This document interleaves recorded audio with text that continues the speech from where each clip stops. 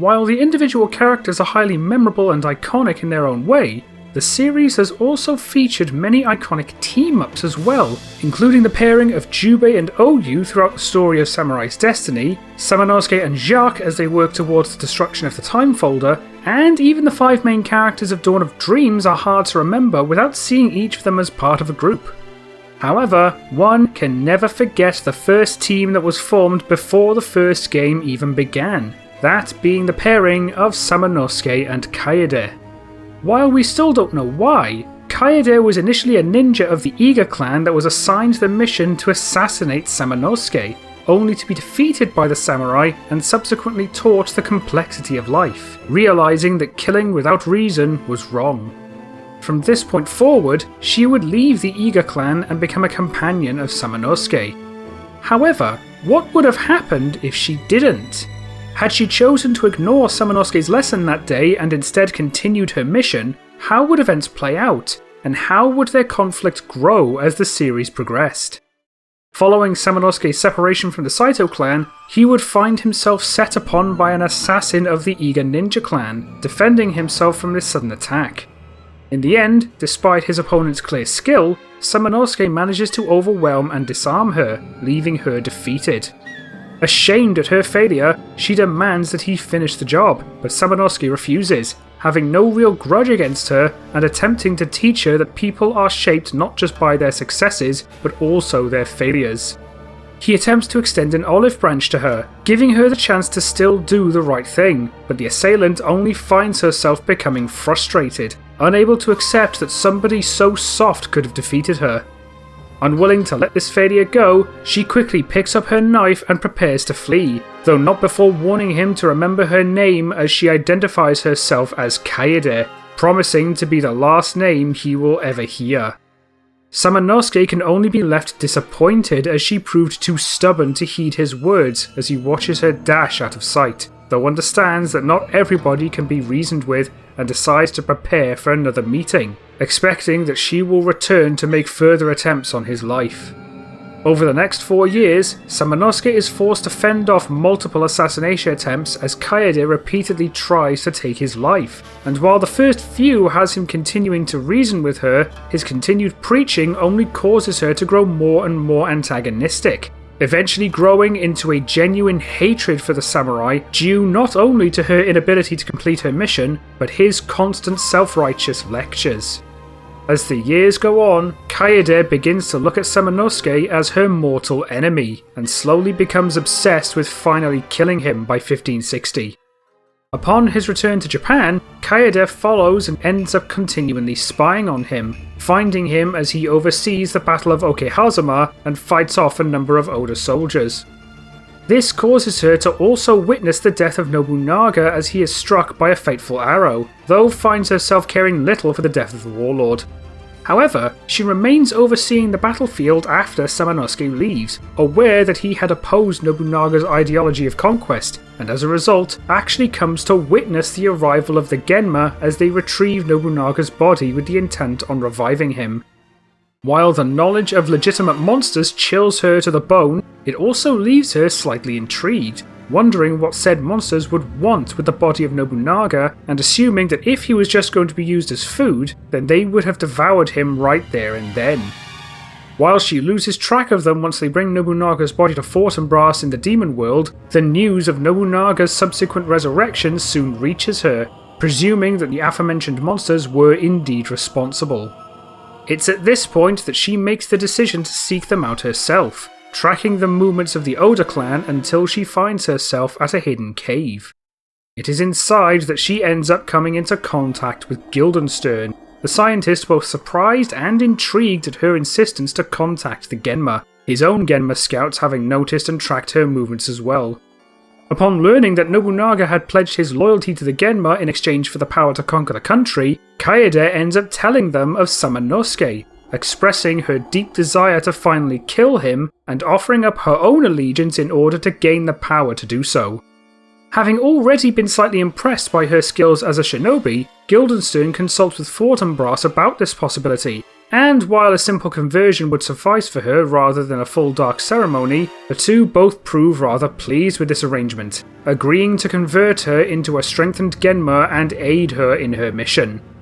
As a result, she would soon become a powerful Genma convert in a similar fashion to the likes of Ranmaru, leaving behind her old name and henceforth being known only as Cordelia.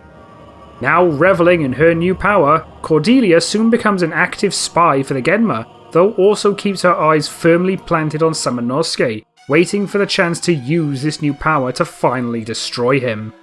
During this time, Samanosuke receives a letter of distress from Princess Yuki, and he rushes back to Mino province in order to rescue her. But unfortunately, he is too late as Yuki is kidnapped in preparation for the Dark Ceremony. However, while he does take the Northern Passage like he does in canon, not only is there nobody to search the Western Path, but there is absolutely no encounter with the Three Eyes or even Osric, with Yuki nowhere to be seen. Instead, Samanosuke moves forward and immediately encounters the first batch of zombie warriors as they kill a Saito soldier, drawing his blade and fighting them off. Since he doesn't have his gauntlet yet, Samanosuke finds them a little bit tougher to kill than he normally would, though is still able to outskill and overwhelm them after a short struggle. This does leave him a little tired, but he continues forward only to be ambushed by another group of zombie warriors as the surviving Saito soldiers close the door in front of him like cannon. Again, having no gauntlet makes this fight a little tricky, especially with him already being a little tired from the previous engagement, but Samanosuke's raw skill proves too much for the Genma as he manages to emerge victorious. However, Samanosuke finds himself further exhausted from the battle and soon collapses to the ground, drifting off into a slumber as he is visited by the Oni clan who grant him the Oni gauntlet. Upon waking up with the gauntlet in hand, Samanosuke opens the door and continues to the castle as he normally would, acquiring Reizan and confronting Osric in the castle moat. What does surprise him is that despite never encountering each other before, Osric actually identifies Samanosuke by name, having already been warned of his interference. This ultimately changes nothing as Samanosuke still does emerge the victor, but he is shocked to learn that these monsters already seem to be highly aware of him, worried that they may have kept tabs on him before this attack ever occurred. Regardless, Samanosuke soon enters the laboratory and meets Guildenstern, though when realizing that someone has entered the room, also recognizes and identifies Samanosuke by name. While this leaves Samanosuke even more confused, Guildenstern tells of Nobunaga's revival and simply reveals that spies had informed the Genma of him. Samanosuke tries to question this, but Guildenstern simply laughs and calls Reynaldo, though this time multiple end up appearing instead of just one, Guildenstern taking Samanosuke a bit more seriously from the get-go this time. Regardless, Samanosuke manages to get his hands on Kuen and acquire Enryu, using its magic to immolate the attacking Reynaldo, causing Guildenstern to instantly realise why he was so fervently warned about Samanosuke in the first place, leaving the room in the same manner as normal. Following this, Samanosuke enters the keep and encounters Tokichiro, though there is absolutely no sign of Yumemaru this time. Upon turning to see who entered the room, Tokichiro instantly recognises him without any level of confusion, identifying himself and making the same offer as Kanon to join the Oda clan. When Samanosuke refuses, Tokichiro actually grows more quickly concerned, already aware of the threat that Samanosuke poses and warning him that opposing the Oda clan would lead to grave consequences. Samanosuke questions what that's supposed to mean, but Tokichiro simply turns around and walks away, telling him to at least give it some thought and saying that it would be a shame for the country to lose a samurai of his caliber. Samanosuke does soon give chase, but Tokichiro is nowhere to be seen, and with no appearance of Yumemaru, he quickly makes his way to the second floor where he is caught in the castle's traps. However, only the back gate ends up closing this time, forcing him to continue forward. As he tests a few of the levers, he barely dodges an arrow triggered by one of them as it damages his armour, and he soon finds the lever that allows him access to the chest containing the holy armour.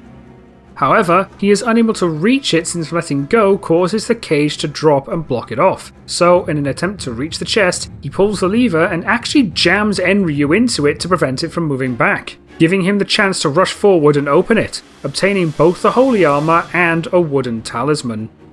With them in hand, he pulls Enryu back out and allows the gate to drop, soon moving forward towards the large shogi board.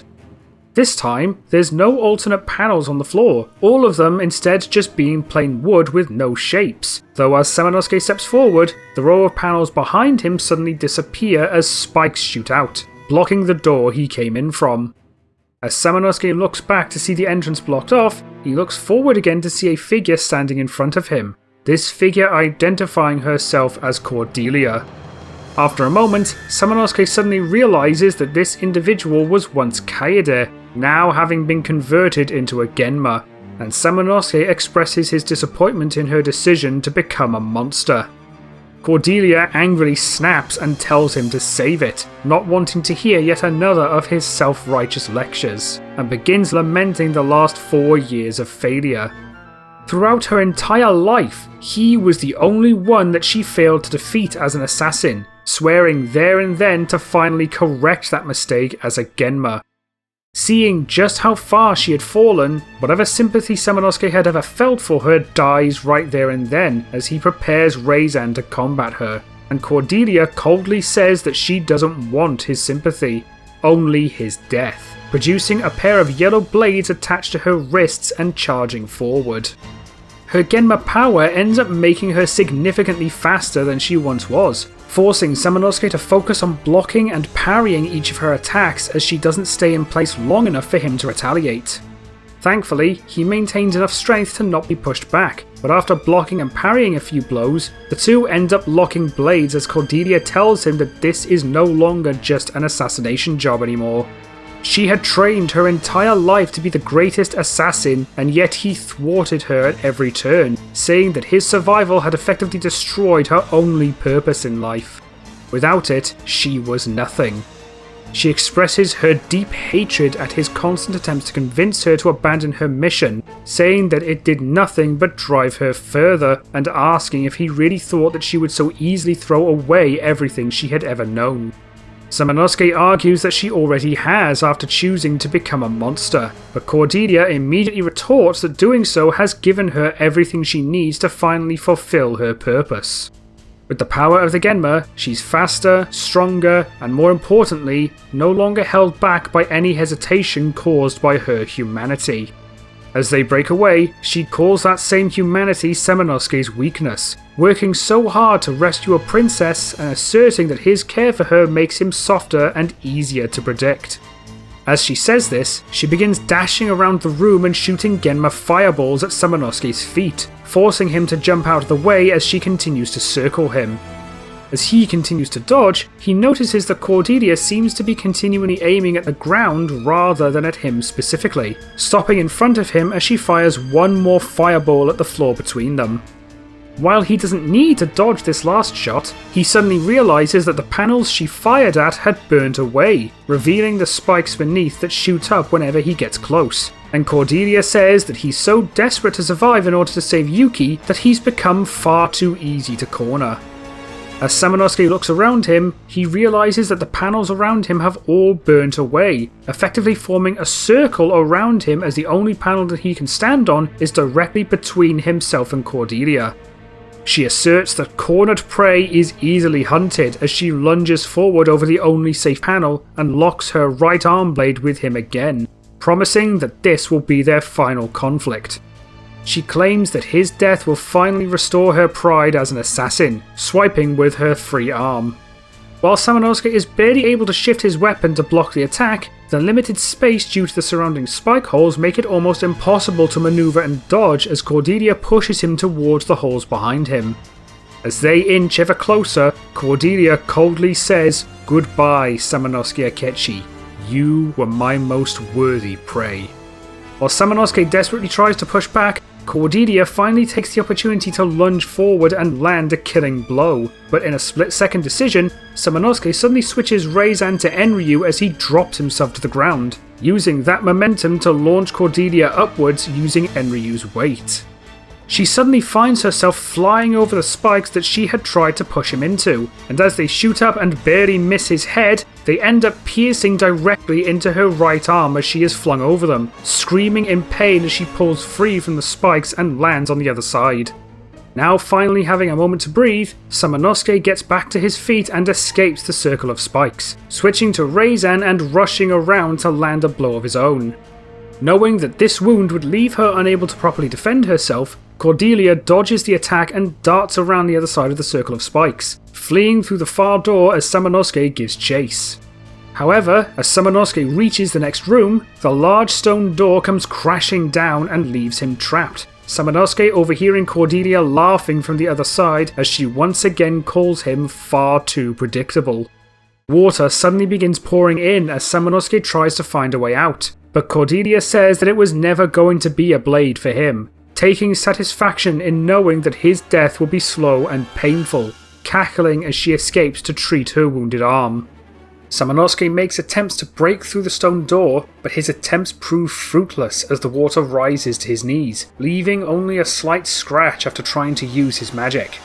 While Samanosuke notices this, he knows that he doesn't have enough time to land enough hits to turn that scratch into a hole large enough to drain the water before he is submerged. He begins trying to use Enryu's magic to evaporate the water, and while it prevents the water from rising and even lowers it a little, it obviously does nothing to stop the water from continuing to pour in. As he remembers that there's nobody here to help him, Samanosuke suddenly gets angry and channels every ounce of strength and magic he has left for one final attack, smashing Enryu into the door with all of his might. While the door is still standing, the impact does manage to crack it, causing the water to very slowly start leaking out, though it is clearly not enough to stop the water from filling the room. With not enough magic left to land another attack, he instead tries to use what magic he has left to further evaporate the water, but eventually that magic runs dry completely as the water rises to the ceiling and completely submerges him. As Samanosuke finds himself running out of air, he begins to notice that the water has stopped flowing and manages to barely get himself to the top as it begins draining, taking a breath just before he passes out from oxygen starvation. At this point, it dawns on Samanosuke that after evaporating so much as well as the small water that had drained out from the tiny cracks in the door, the trap had actually run out of water, soon actively draining itself as the trap resets, the stone door opening at the same time. By a small margin, Samanosuke had managed to survive the water trap and is left hacking and coughing as he crawls out of the room, but after taking some time to get his breath back, he manages to gather himself and get back on his feet. He finds himself horrified at what Kaede has become, though now feels nothing but contempt for her after she so willingly embraced the evil of the Genma. At this point, he now sees her as no different from the rest of the Genma, vowing to destroy her with them as he leaves the room, pulling the tab to disarm the keep's traps and reach the upper floors. Upon opening the locked door with the Saito crest, he doesn't end up finding Yumemaru or Tokichiro, with the former already having been locked in the room on the roof behind the wind Mosen. Climbing to the roof, Samanosuke still encounters Marcellus, though the Genma warrior actually expresses slight disappointment that Samanosuke was almost bested by Cordelia, something that actually slightly insults Samanosuke. Outside of this, the battle between them goes as normal, with Marcellus being bested and Samanosuke acquiring Shippu as a result. This of course leads to him finding and rescuing an unconscious Yumemaru and bringing him to the ground floor bedroom, waiting at his side until he wakes up. Having never seen him before, Yumemaru is left immediately on guard, but Samanosuke does his best to calm him down and identifies himself, saying that he came here to save Princess Yuki. This instantly catches the boy's attention, saying that a scary ninja woman had mentioned it when she kidnapped him as someone she wanted to kill. Samanosuke identifies her as Kaede, though she now goes by the name Cordelia after having allowed herself to become a monster. Yumemaru asks why she would do such a thing, and Samanosuke tells of her growing obsession with killing him after he managed to fend off her first attack, leading to further attempts over the next 4 years, hoping to make up for what was her first failure as an assassin. He lets out a heavy sigh and speaks of his attempts to teach her the pointlessness of killing someone without a grudge, hoping for her to understand the true complexity of life. Unfortunately, she proved unwilling to listen and simply fled, leading to a dangerous obsession for his death. This actually catches Yumemaru's attention and asks what life's complexity means, and Samanosuke tells of his overseas journeys much like canon, though also includes the same lesson that he attempted to teach Kaede, explaining that a person's character can only truly mature through both their successes and hardships. This causes Yumemaru to almost begin looking up to Samanosuke, actually taking in Samanosuke's words and understanding them, but the warrior quickly changes the subject, asking why he's here considering the danger. Yumemaru tells of his own past as Yuki's adopted brother, as well as the loss of his parents as casualties of war, expressing a deep hatred for war as a whole. This only pleases Samanosuke, glad to see that Yumemaru is effectively following the opposite path to Cordelia by seeing the true pointlessness of conflict, asking him to remember that knowledge and share it with those around him in the hopes of pulling more people towards peace. Just as Yumemaru voices his support for the idea, the two are soon approached by a woman, identifying herself as Nui and fainting just as she informs them that Yuki is being held underground. This time, since Samanosuke is without anyone to guard them, he waits for Nui to wake up, doing his best to calm her down and asking them to remain here while he searches for Yuki, promising to return to them soon. This section goes much the same until he reaches the Genma obelisk and encounters Tokichiro, though this ends up going much like their second conversation since they didn't meet in the upper floors this time. As Tokichiro tells Samanosuke of their plan to sacrifice Yuki and for Nobunaga to drink her blood, the obelisk suddenly shocks Samanosuke into submission just as he's about to take a swing at the retainer. As Samanosuke is left immobilized, he instantly recognizes the laughter of Cordelia just as she emerges from behind the obelisk, once again telling him that he is still far too predictable.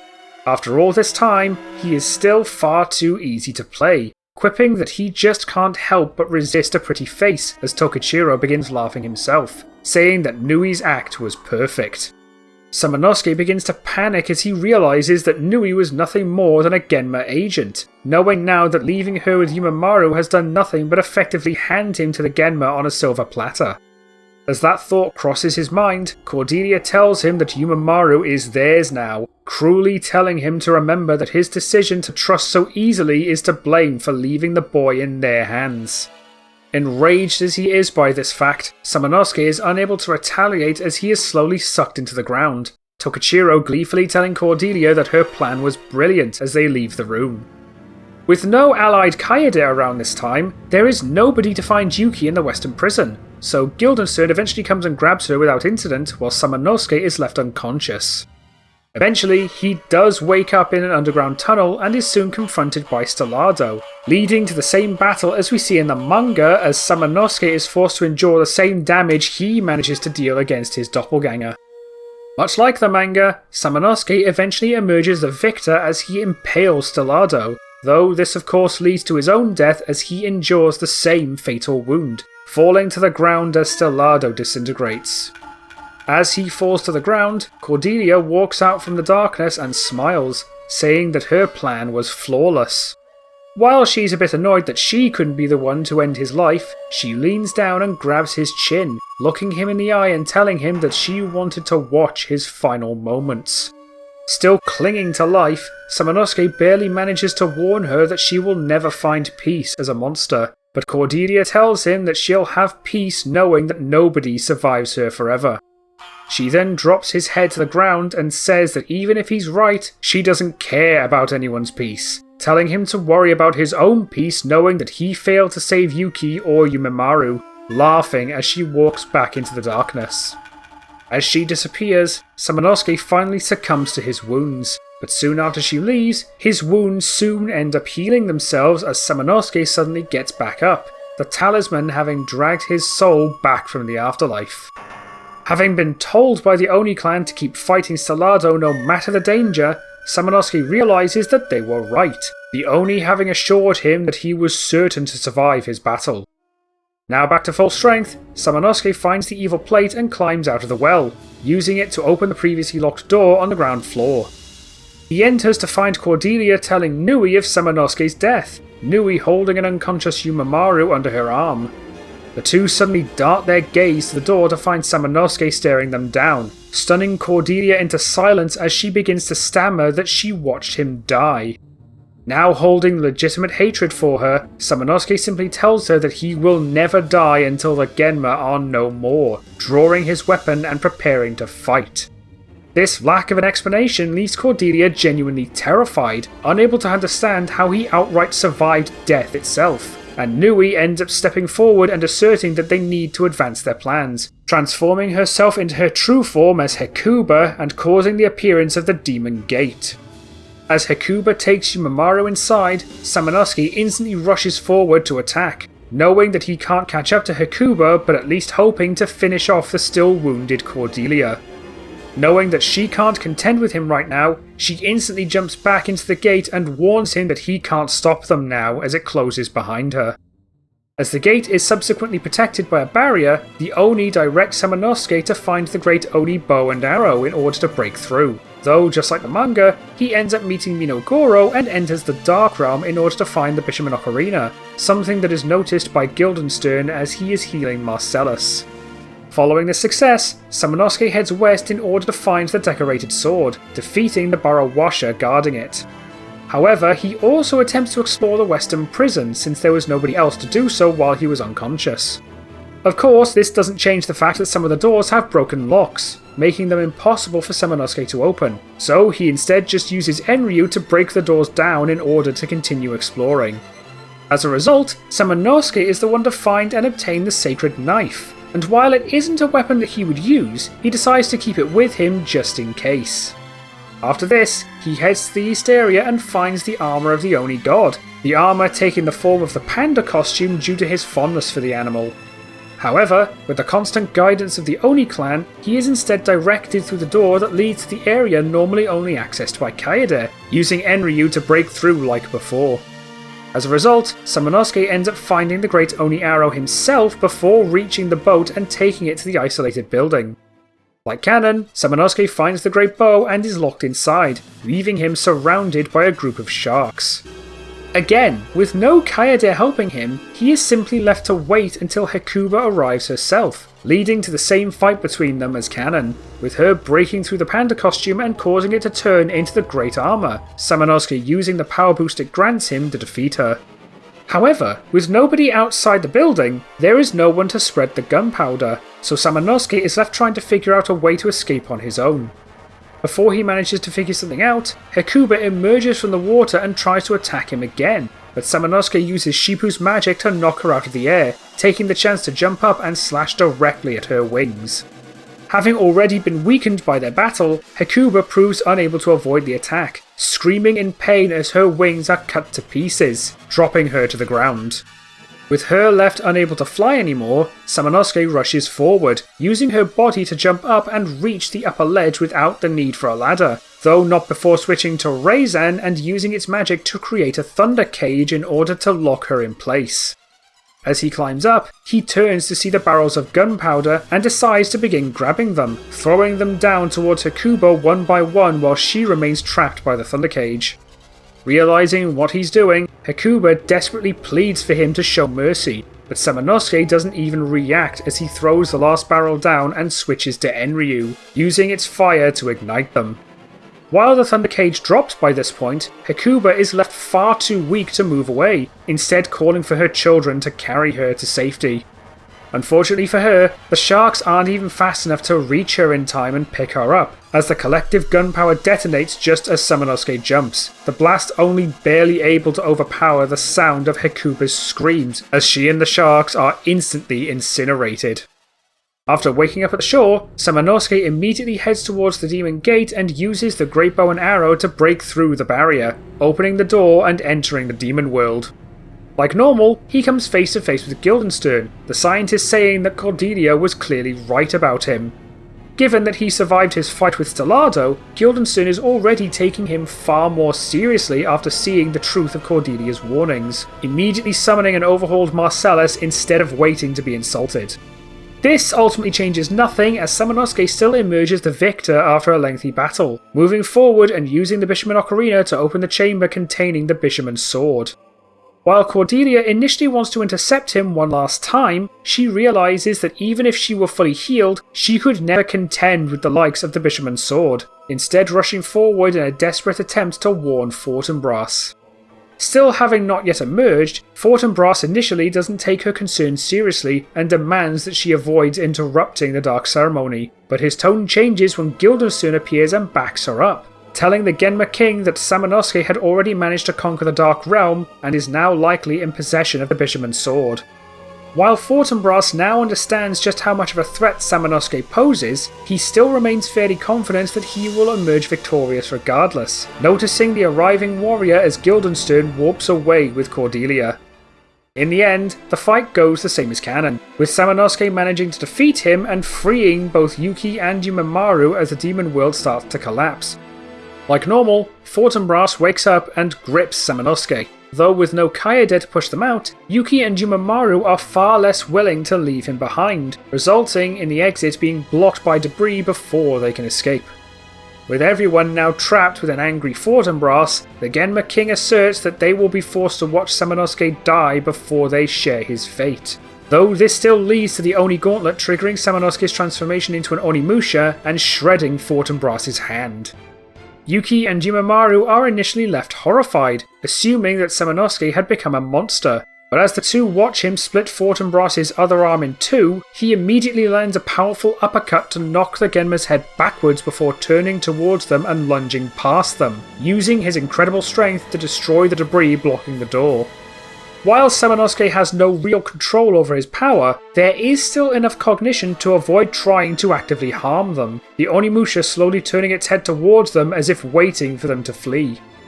Quickly getting the hint, Yuki and Yumemaru instantly rush out of the door and escape the demon world, turning back as Fortinbras desperately tries to launch a stream of fire breath at him. This ends up proving fruitless as the Onimusha effortlessly cuts through the flames, jumping onto Fortinbras' head and driving his blade into his third eye, ending the Genma King's life. Like canon, he wakes up to find himself face to face with Nobunaga, the two both escaping alive as the demon world collapses in on itself entirely. Much of the Warlord's ending goes the same, with both Yuki and Yumemaru leaving Japan on a Namban ship following the final defeat of the Saito clan in 1567. Though with no Kaede, there is nobody to search for Samanosuke following the Genma's defeat, which also means that nobody is left to become an agent of Mitsuhide. Samanosuke still goes into hiding in order to gain control of his Onimusha power, but with the knowledge that Cordelia will likely continue to hunt him to the ends of the earth, Samanosuke ends up changing his identity from the get-go, taking the name Tenkai Nankobo over 20 years earlier than normal. Fortinbras' defeat causes the Genma to go into hiding, including Cordelia, a Genma assassin constantly racking her brain in an attempt to understand just how Samanosuke survived his battle with Stellardo. Guildenstern initially tells her to calm down, thinking that she's starting to blow things a little out of proportion, but she suddenly snaps at him, working herself into a little bit of a panic as she asserts that she watched him die. Killing Stellardo meant that Samanosuke had also killed himself, yet Samanosuke still managed to get back up.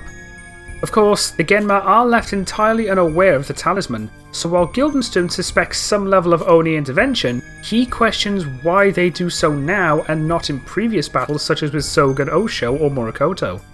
While he is clearly not as scared of him as Cordelia now is, he is still able to recognise exactly why she has become so fearful and orders a detachment of scouts to begin hunting for him. Wanting to ensure herself that Samanosuke will no longer be a problem, Cordelia decides to lead the hunt herself, beginning by personally arranging the assassination of Minogoro after the Genma learn that he is the reason that Samanosuke gained access to the Dark Realm. Once Minogoro is successfully assassinated, Cordelia spends the next few years relentlessly hunting for even the slightest sign of Samanosuke. However, anticipating her relentless search, Tenkai is quick to change as much of his appearance as possible, now taking the role as a monk and changing his hairstyle to further throw her off. Most importantly, Tenkai stops wearing his Oni gauntlet, deciding only to wear it when absolutely necessary since the Genma would likely recognise it before anything else. This, combined with 4 years of dealing with her constant hunts, allows him to successfully remain under her radar, deciding to relocate to Mount Hiei in order to train with the monks there and learn to control his power. While the monks agree to help him learn their ways, they are unaware of his previous identity of Samanosuke, with no rumours about him servicing and him only ever identifying himself as Tenkai. As for his gauntlet, Tenkai simply keeps it in a box and tells them of its importance, simply asking them to trust that it must never be opened until the time is right. While some are slightly curious, they all agree to never open it, seeing his earnesty clear enough to trust that it isn't something that would threaten them. Able to successfully integrate himself among them, Tenkai spends the next few years learning to control his Oni power, successfully doing so by 1565. Following this, he begins to learn the art of purification magic, expecting it to be highly useful against the Genma should he be required to face them again. As time goes on, Tenkai manages to learn how to use purification charms and begins learning different purifying incantations over the next few years. After spending those years hunting for leads, Cordelia manages to find absolutely nothing by the Saito clan's destruction in 1567. While she wants to believe that he has to be dead after all this time, she is left with a horrible feeling that Samanosuke may still be alive somewhere. Regardless, she is ultimately called back as the Genma come to the same conclusion, Guildenstern assuming that 7 years of no leads means that Samanosuke has to be dead, Cordelia finally relenting and hoping that he's right. While she is frustrated that she couldn't be the one to kill him, she is at least glad to know that he's gone. Following Nobunaga's defeat of the Saito clan, he takes the chance to fill the power vacuum within the Genma and asserts himself as the new Genma Lord, a Genma left impressed at his ambition and ruthless nature.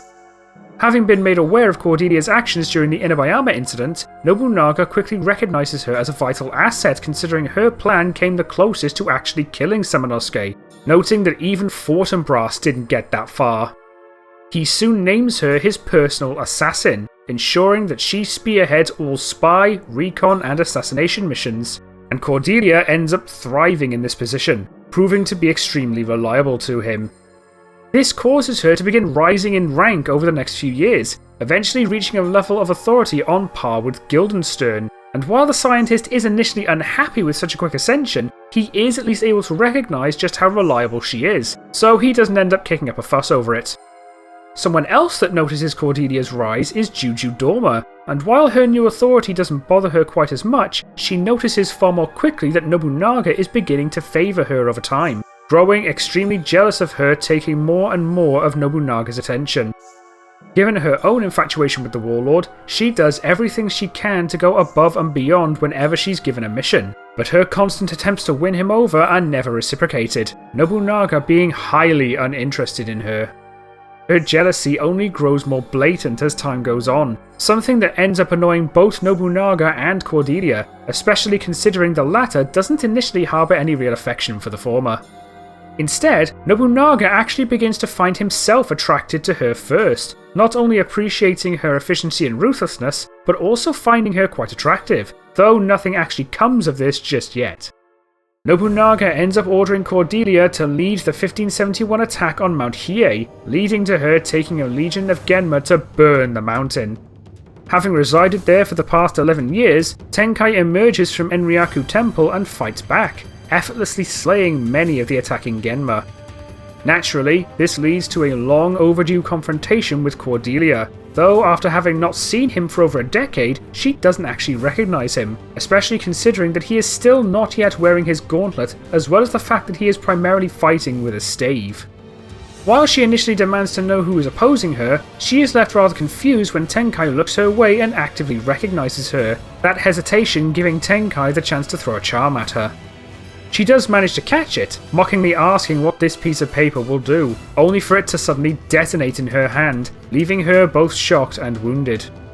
This shock gives Tenkai the opportunity to dart forward and strike her with his stave, and while she is still too shocked to block in time, she quickly recovers as she lunges forward to retaliate, enraged at this sudden attack.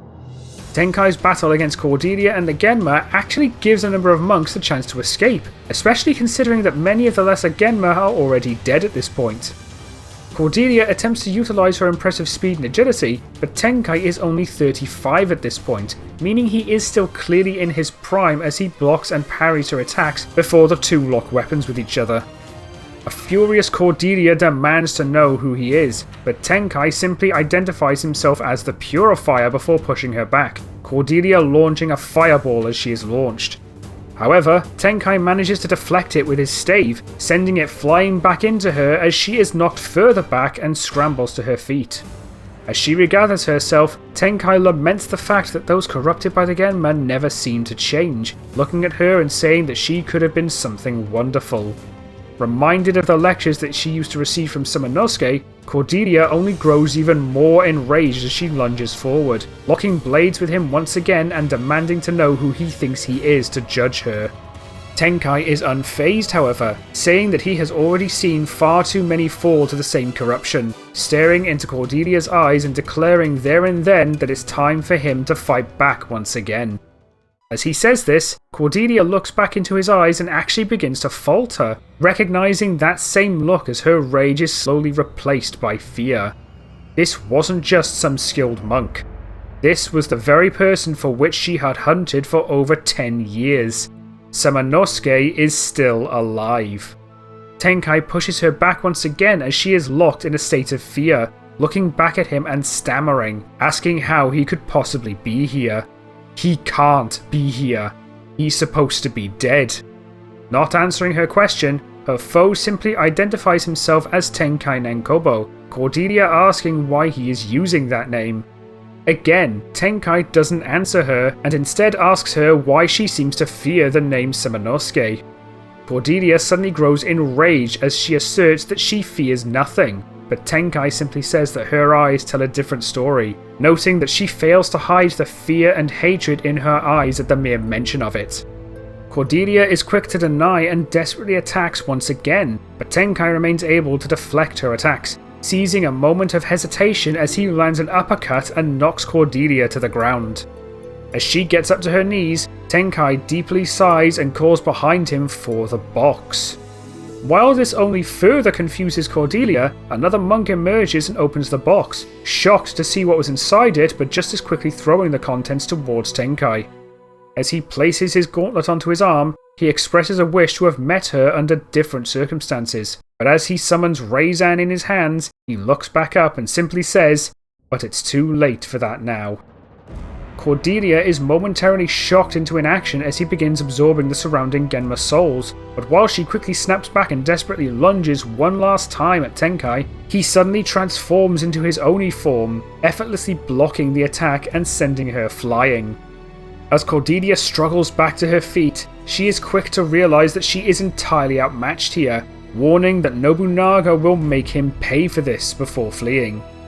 Knowing that she will immediately report his survival to Nobunaga, Tenkai decides that now is the time to come out of hiding, dropping out of his Oni form and finding the surviving monks.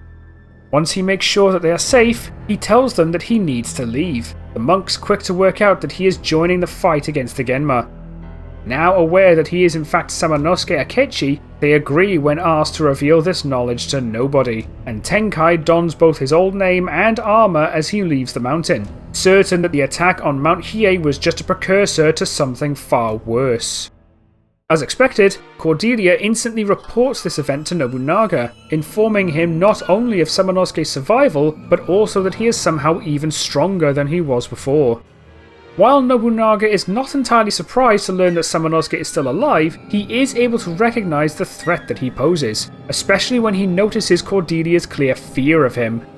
She once again recounts watching Samanosuke die at Inabayama, still trying to figure out how he got back up even over a decade later, and this leads Nobunaga to begin focusing not on individual targets like Samanosuke, but on the Oni clan as a whole.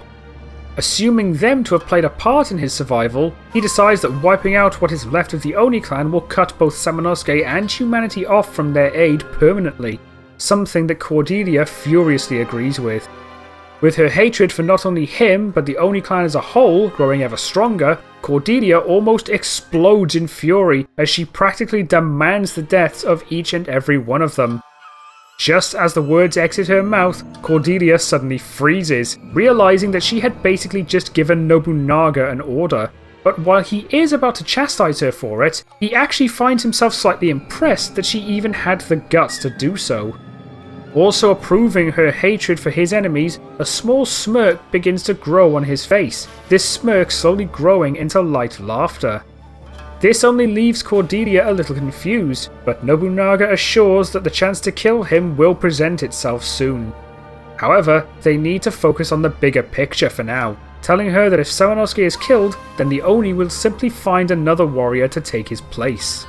Instead, he asserts the need to ensure that there isn't anyone else that they can turn to, ordering Cordelia to begin investigating any other potential links to the Oni clan, wanting to identify every possible threat before they act.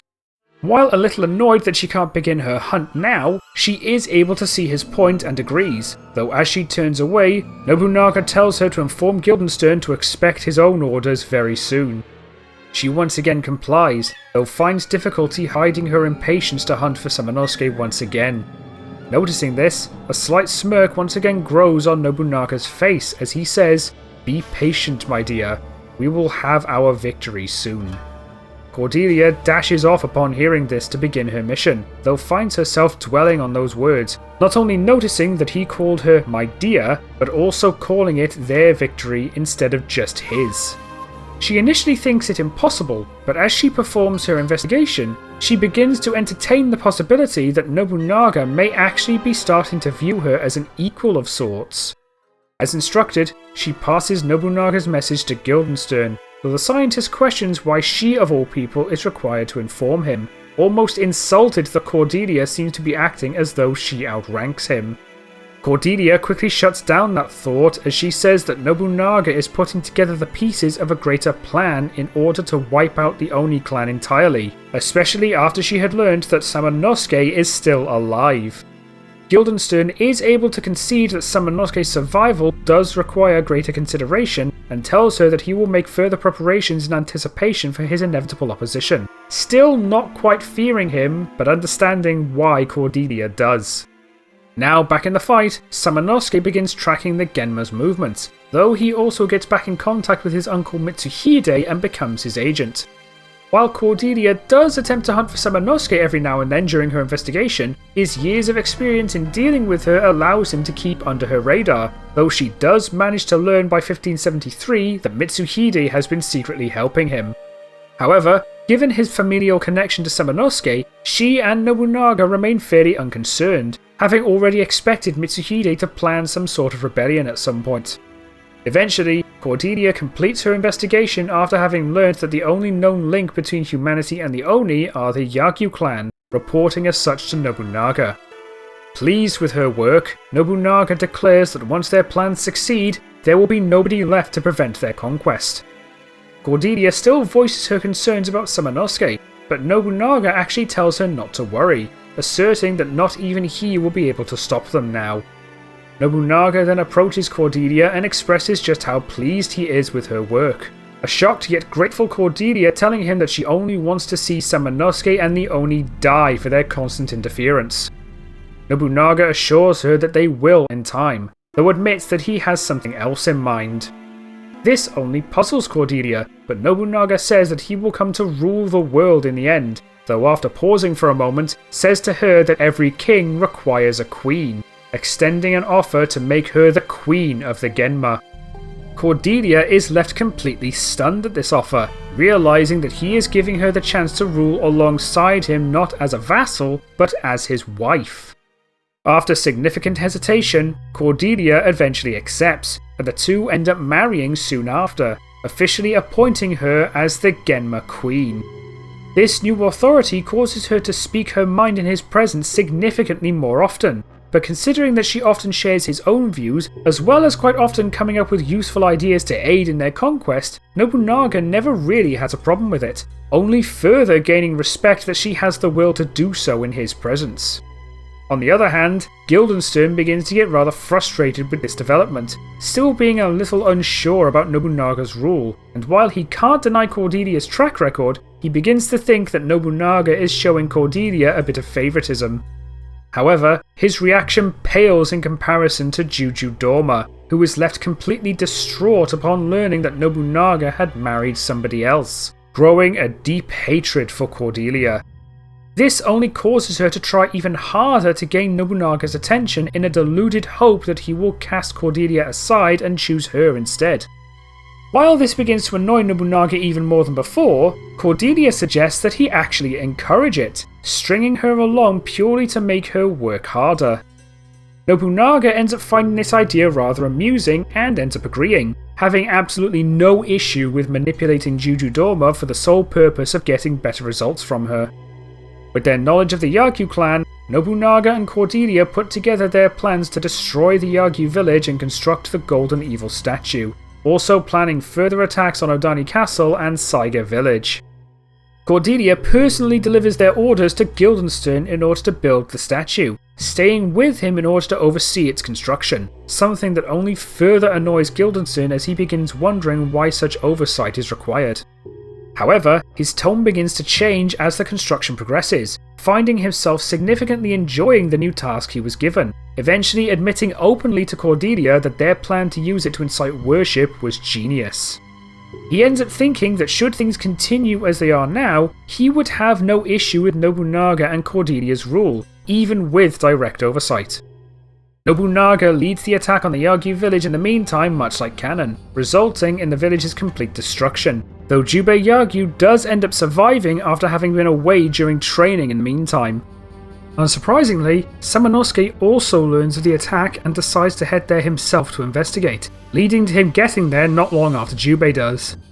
After Jubei begins fighting the older soldiers responsible for Yosuke's death, he deals with the first two with little effort, slashing through them before they're able to even launch an attack. However, as he turns to slash at the third, he sees another blade already piercing it from behind, the Genma falling to the ground to reveal Samanosuke behind it with Reizan in hand. Still unaware of the culprit behind the attack, Jubei keeps up his guard and immediately starts grilling him, demanding to know if he knows anything about the attack, and Samanosuke instantly names Nobunaga as the one responsible. He tells Jubei that he has spent the last 2 years tracking Nobunaga and the Genma's movements, though expresses regret that he wasn't able to anticipate and prevent the destruction of the Yagyu. While not knowing what Genma are, Jubei is left enraged at Nobunaga, but the two both suddenly hear Takajo calling for Jubei, prompting them both to follow her voice to the hidden cave. On the way, Jubei begins to question Samanosuke about both his gauntlet and Reizan, Samanosuke telling him that they are both of Oni origin. While Jubei has no idea what that means yet, Samanosuke tells him of the Oni's age-old conflict with the Genma, asserting that his gauntlet exists to seal the souls of fallen Genma, never to return. Jubei is rather skeptical at this information, but decides to wait until the two discover the source of the voice before openly questioning it. This leads to the two meeting Takajo, with Samanosuke holding Jubei back as he prepares to attack, able to almost immediately recognize that she is actually an Oni. Takajo confirms Samanosuke's assumptions and tells them of Nobunaga's attack on the village, revealing Jubei's ability to absorb Genma's souls with his hand. Shocked to learn of Jubei's ability without the need of a gauntlet, Samanosuke comes to the conclusion that Jubei must have the blood of an Oni, something that Takajo confirms as she gives the two the charity orb and directs them to the Yagyu Dragon Shrine before beginning their investigation in the Imasho gold mine. The two are only left further shocked when Takajo reveals herself to be Jubei's mother before disappearing. Though while Jubei is uncertain how to respond to this information, Samanosuke suddenly realizes that Jubei was already able to fight on par with himself against the Genma, now understanding why. Like canon, Jubei ends up receiving Boraito from the Dragon Shrine, and upon concluding that they clearly have a common enemy, the two agree to work together to bring Nobunaga down, the both of them heading towards Imasho. The two arrive and both notice Oyu being accosted by a number of drunks, but once the two of them intervene at the same time, they are far quicker to back down, deciding against picking a fight with the two of them.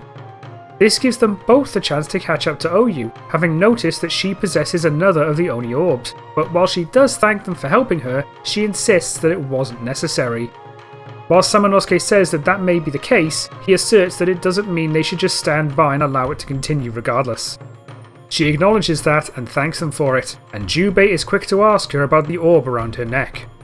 Considering she'd only just met them, Oyu is far less willing to talk about it, simply calling it a family heirloom before apologising and walking away, insisting that she has business to attend to.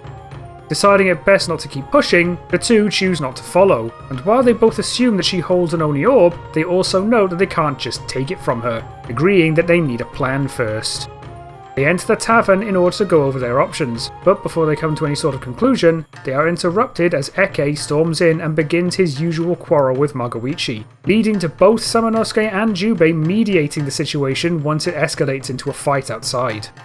While Magoichi is the one to recognise Jubei like canon, Eke is actually able to identify Samanosuke, though outside of this the interaction ends the same way. The two end up getting their hands on a permit and enter the gold mine, and this scenario ends up playing out the same, with Eke jumping in to help against the Genma, Jubei obtaining Hyojin Yari, and the both of them encountering Genkan Fats. While the Genma doesn't initially take Jubei very seriously like canon, his tone instantly shifts when he takes a closer look at Samanosuke, recognising him and getting far more angry. Though Jubei is left rather surprised by this, he is given no time to question it as Ginkan Fats instantly attacks them, leading to their battle. Naturally, the two only working together proves far too much for Ginkan Fats to handle, though he still assures them that he will return before he collapses. Jubei asks Samanosuke if he had encountered Ginkan Fats before, but Samanosuke corrects him, saying that he has been hunted relentlessly by them ever since he defeated them at Inabayama Castle 13 years prior. Surprised to learn that Samanosuke has over a decade's worth of history with them, he asks for context, and Samanosuke tells of the events in 1560, including his initial acquisition of the Oni Gauntlet and his eventual defeat of the original Genma King Fortinbras. While not knowing anything about Fortinbras himself, it doesn't take Jubei long to figure out that Fortinbras was an unimaginably powerful foe, rather relieved to have somebody strong enough to defeat him as an ally. Similar to canon, the two end up finding the surviving miner and bring him to the tavern to aid in his recovery, being given the red ring and told of the infernal cauldron as thanks. Upon reaching the cauldron and using the red ring to open it, the two find themselves outside Gifu Castle, something that causes Samanosuke to tense up a little, openly wishing that he would never have to see this place again after Nobunaga took control of it 6 years ago. At the very least, he expresses relief that Yuki and Yumemaru had at least managed to escape the battle alive, though is unsurprised to see Nobunaga making use of the castle now. Much of this section is rather similar as well, with them finding the miner's missing baby Omiyo with Eke and Magoichi, and opening the door containing the decrepit demon gate. Upon entering and noticing the standoff between Tokichiro and Oyu, Samanosuke instantly recognises the former and tells Jubei of his own encounters with the man, both of them intervening once he calls a pair of Gaidorozu to corner Oyu. While Tokichiro is shocked to see Jubei alive after the Yagyu massacre, he is far more focused on the presence of Samanosuke, now instantly gripped by fear to see him again, especially once the Oni instantly cut down the present Genma as they emerge. Now far less smug than in canon, Tokichiro doesn't even taunt them before attempting to flee, but Samanosuke dashes forward and cuts him off, left both disappointed yet unsurprised that he is still siding with the Genma. Knowing that he's trapped between two Oni, Tokichiro desperately attempts to bargain for his life, but Samanosuke knows better than to give him the chance to slink away and continue plotting, saying that he should have done this years ago as he cuts Tokichiro down. This immediate decision to execute Tokichiro actually shocks Jubei and Oyu a little, but Samanosuke is quick to justify his decision as he tells of Tokichiro's actions during the Inabayama attack, asserting that he was already much too far gone and would have only gone further if given the chance. Given the context, the two concede that Samanosuke is probably right, and Oyu once again thanks them for their aid. Jubei asks her why she's here, and Oyu identifies herself as Oyu of Odani, explaining that she had come here to assassinate Nobunaga in response to his incoming attack of Odani Castle. As Jubei tells her of Nobunaga's massacre of the Yagyu clan, the two suddenly notice Samanosuke staring at the destroyed demon gate, Jubei asking him what's wrong.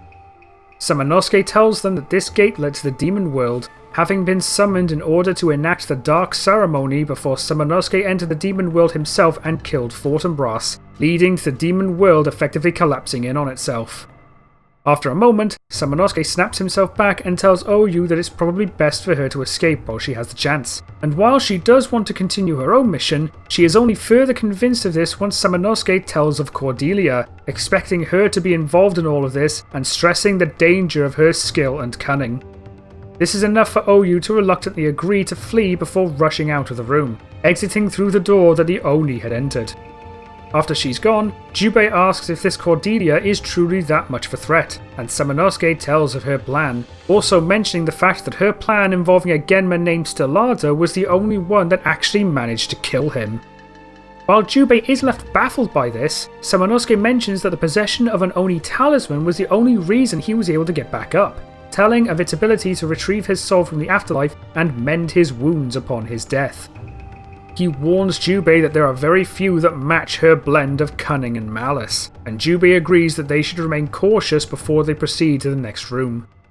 Much like canon, this leads to their first meeting with Gugen Dantes, and while he is happy to see both of them, he expresses his desire for an honourable duel, asking to fight one of them in single combat.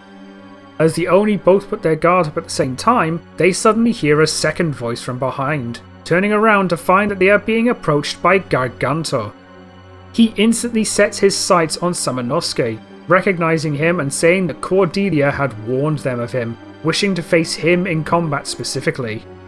Now back to back with each other, Samanosuke and Jubei expect to find themselves in a brutal double battle, but both Genma assert their wants for separate one-on-ones, the Oni eventually capitulating as their respective battles begin. While the battle between Jubei and Dantes goes much the same due to his barrier, Samanosuke finds himself initially being overwhelmed due to Garganto's greater strength, having no need for a protective barrier of his own. While he initially switches to Enryu in order to better combat Garganto's physical strength, he is rather quickly forced to default back to Reizan upon realizing just how fast Garganto is, using it to try and keep up with him. Unable to break his opponent's guard, Samanosuke is soon blasted into the wall by Garganto's palm, though is able to barely avoid his follow-up attack as he tries to land a counter of his own from behind. As this happens, Oyu appears with a rope ladder like cannon and calls for them both to escape, Jubei managing to break away from his battle like normal. However, Garganto manages to parry Samanosuke's counter and lift him up by the throat, only for Samanosuke to kick his face and launch himself up, landing next to Oyu and Jubei on the ledge. While a disappointed Dantes calls off his fight like normal, Garganto is far less willing to allow the Oni to escape and throws his sword in the hopes of at least catching one of them. Seeing this, Samanosuke equips Enryu and knocks the sword away before using its fire magic, forcing Garganto to get behind Dantes as the latter's shield protects them from the blast. Once the fire clears away, they look back up to find that the Oni had escaped with Oyu, the rope ladder having been burnt away from the fire. Dantes turns to Garganto and actually chides him a little for his unwillingness to put his fight on hold after they were interrupted, but Garganto is quick to tell of the danger that Samanosuke poses, asserting that Cordelia had put him right at the top of the Genma's most wanted list. Dantes is rather unbothered by this knowledge, though decides not to argue as he suspects that they will likely meet again soon anyway before walking away.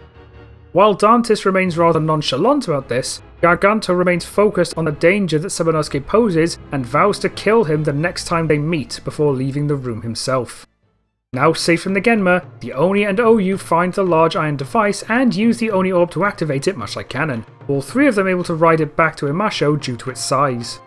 While Oyu is starting to fall for Jubei much like canon, she makes a far greater effort to hide it considering Samanosuke is around as well, with her giving them the Faith Orb as thanks and walking away once they reach Imasho, not needing to go over her motivation since she already did at Gifu. After she leaves, the two are called over by Kotaro, introducing himself and suggesting that Oyu is hiding something, leaving in order to find out for them, which is basically how his third meeting goes normally. Following this, the two soon return to the tavern in order to figure out their next move, but soon hear of some sort of commotion in the marketplace, learning that people had cleared out of the area in a panic. The two end up heading to the marketplace themselves to investigate, finding nothing but empty shop stalls and not a single living person in sight. Already on guard, a tiny glint of pink light catches the corner of Samanosuke's eye, looking over to see a magic bolt shoot towards them as he pushes Jubei out of the way, the bolt barely grazing his armor as it flies down. The two both look up to where it came from as they start to hear someone cackling, openly questioning why Cordelia found it so hard to hunt him, and a figure jumps out in front of them and reveals itself as Juju Dorma. Umbrella firmly in hand, she asserts that killing the Oni will cause Nobunaga to finally begin looking at her and leave Cordelia behind, preparing to launch another attack as the two notice the Honesty Orb on her bladed handbag. Jubei immediately takes a swing at her, but she jumps out of the way and launches more of her magic. But Samanosuke darts forward and uses Shippu's magic, cancelling out her attacks and forcing her to keep her distance as she barely avoids taking the hit.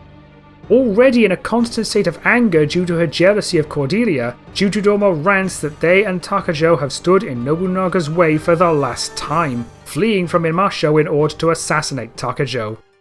Much like canon, the two of them both rush back to the Yagyu village in the hopes of saving her, though while the Genma attempt to ambush them, the two prove far too powerful as a team to even need anybody to help them, with Oyu only arriving after the Genma have already been brought down, though Kotaro still gets there to keep spying on her like normal. While this does mean they get to Takajo faster, they are just barely too late as they arrive just as Jutodoma lands a fatal slash on Leone, dodging back as Samanosuke slashes at her with Reizan. She starts cackling again, hoping that maybe Nobunaga will start looking at her now before walking backwards and escaping through a Genma portal, leaving Takajo to die in Jubei's arms. Samanosuke apologizes for failing to save her, and Jubei begins telling the same story as he does in canon just as Oyu arrives to see the aftermath. Samanosuke understanding Jubei's initial hesitation to accept his Oni heritage, but satisfied to see him do so regardless once Takajo's body disappears. He promises Jubei that one way or another, they will make both Jutodoma and Nobunaga pay for what they've done, Jubei silently nodding in response, and they all leave once Jubei picks up Takajo's ring. The two still find Oyu sitting in the Yagyu family home, listening to her as she expresses the same doubts as canon, and while the scene plays out the same since Samanosuke has no reason to speak on this topic, he does speak up after Oyu leaves, having noticed that the topic had clearly hit home for her, though neither are able to work out why.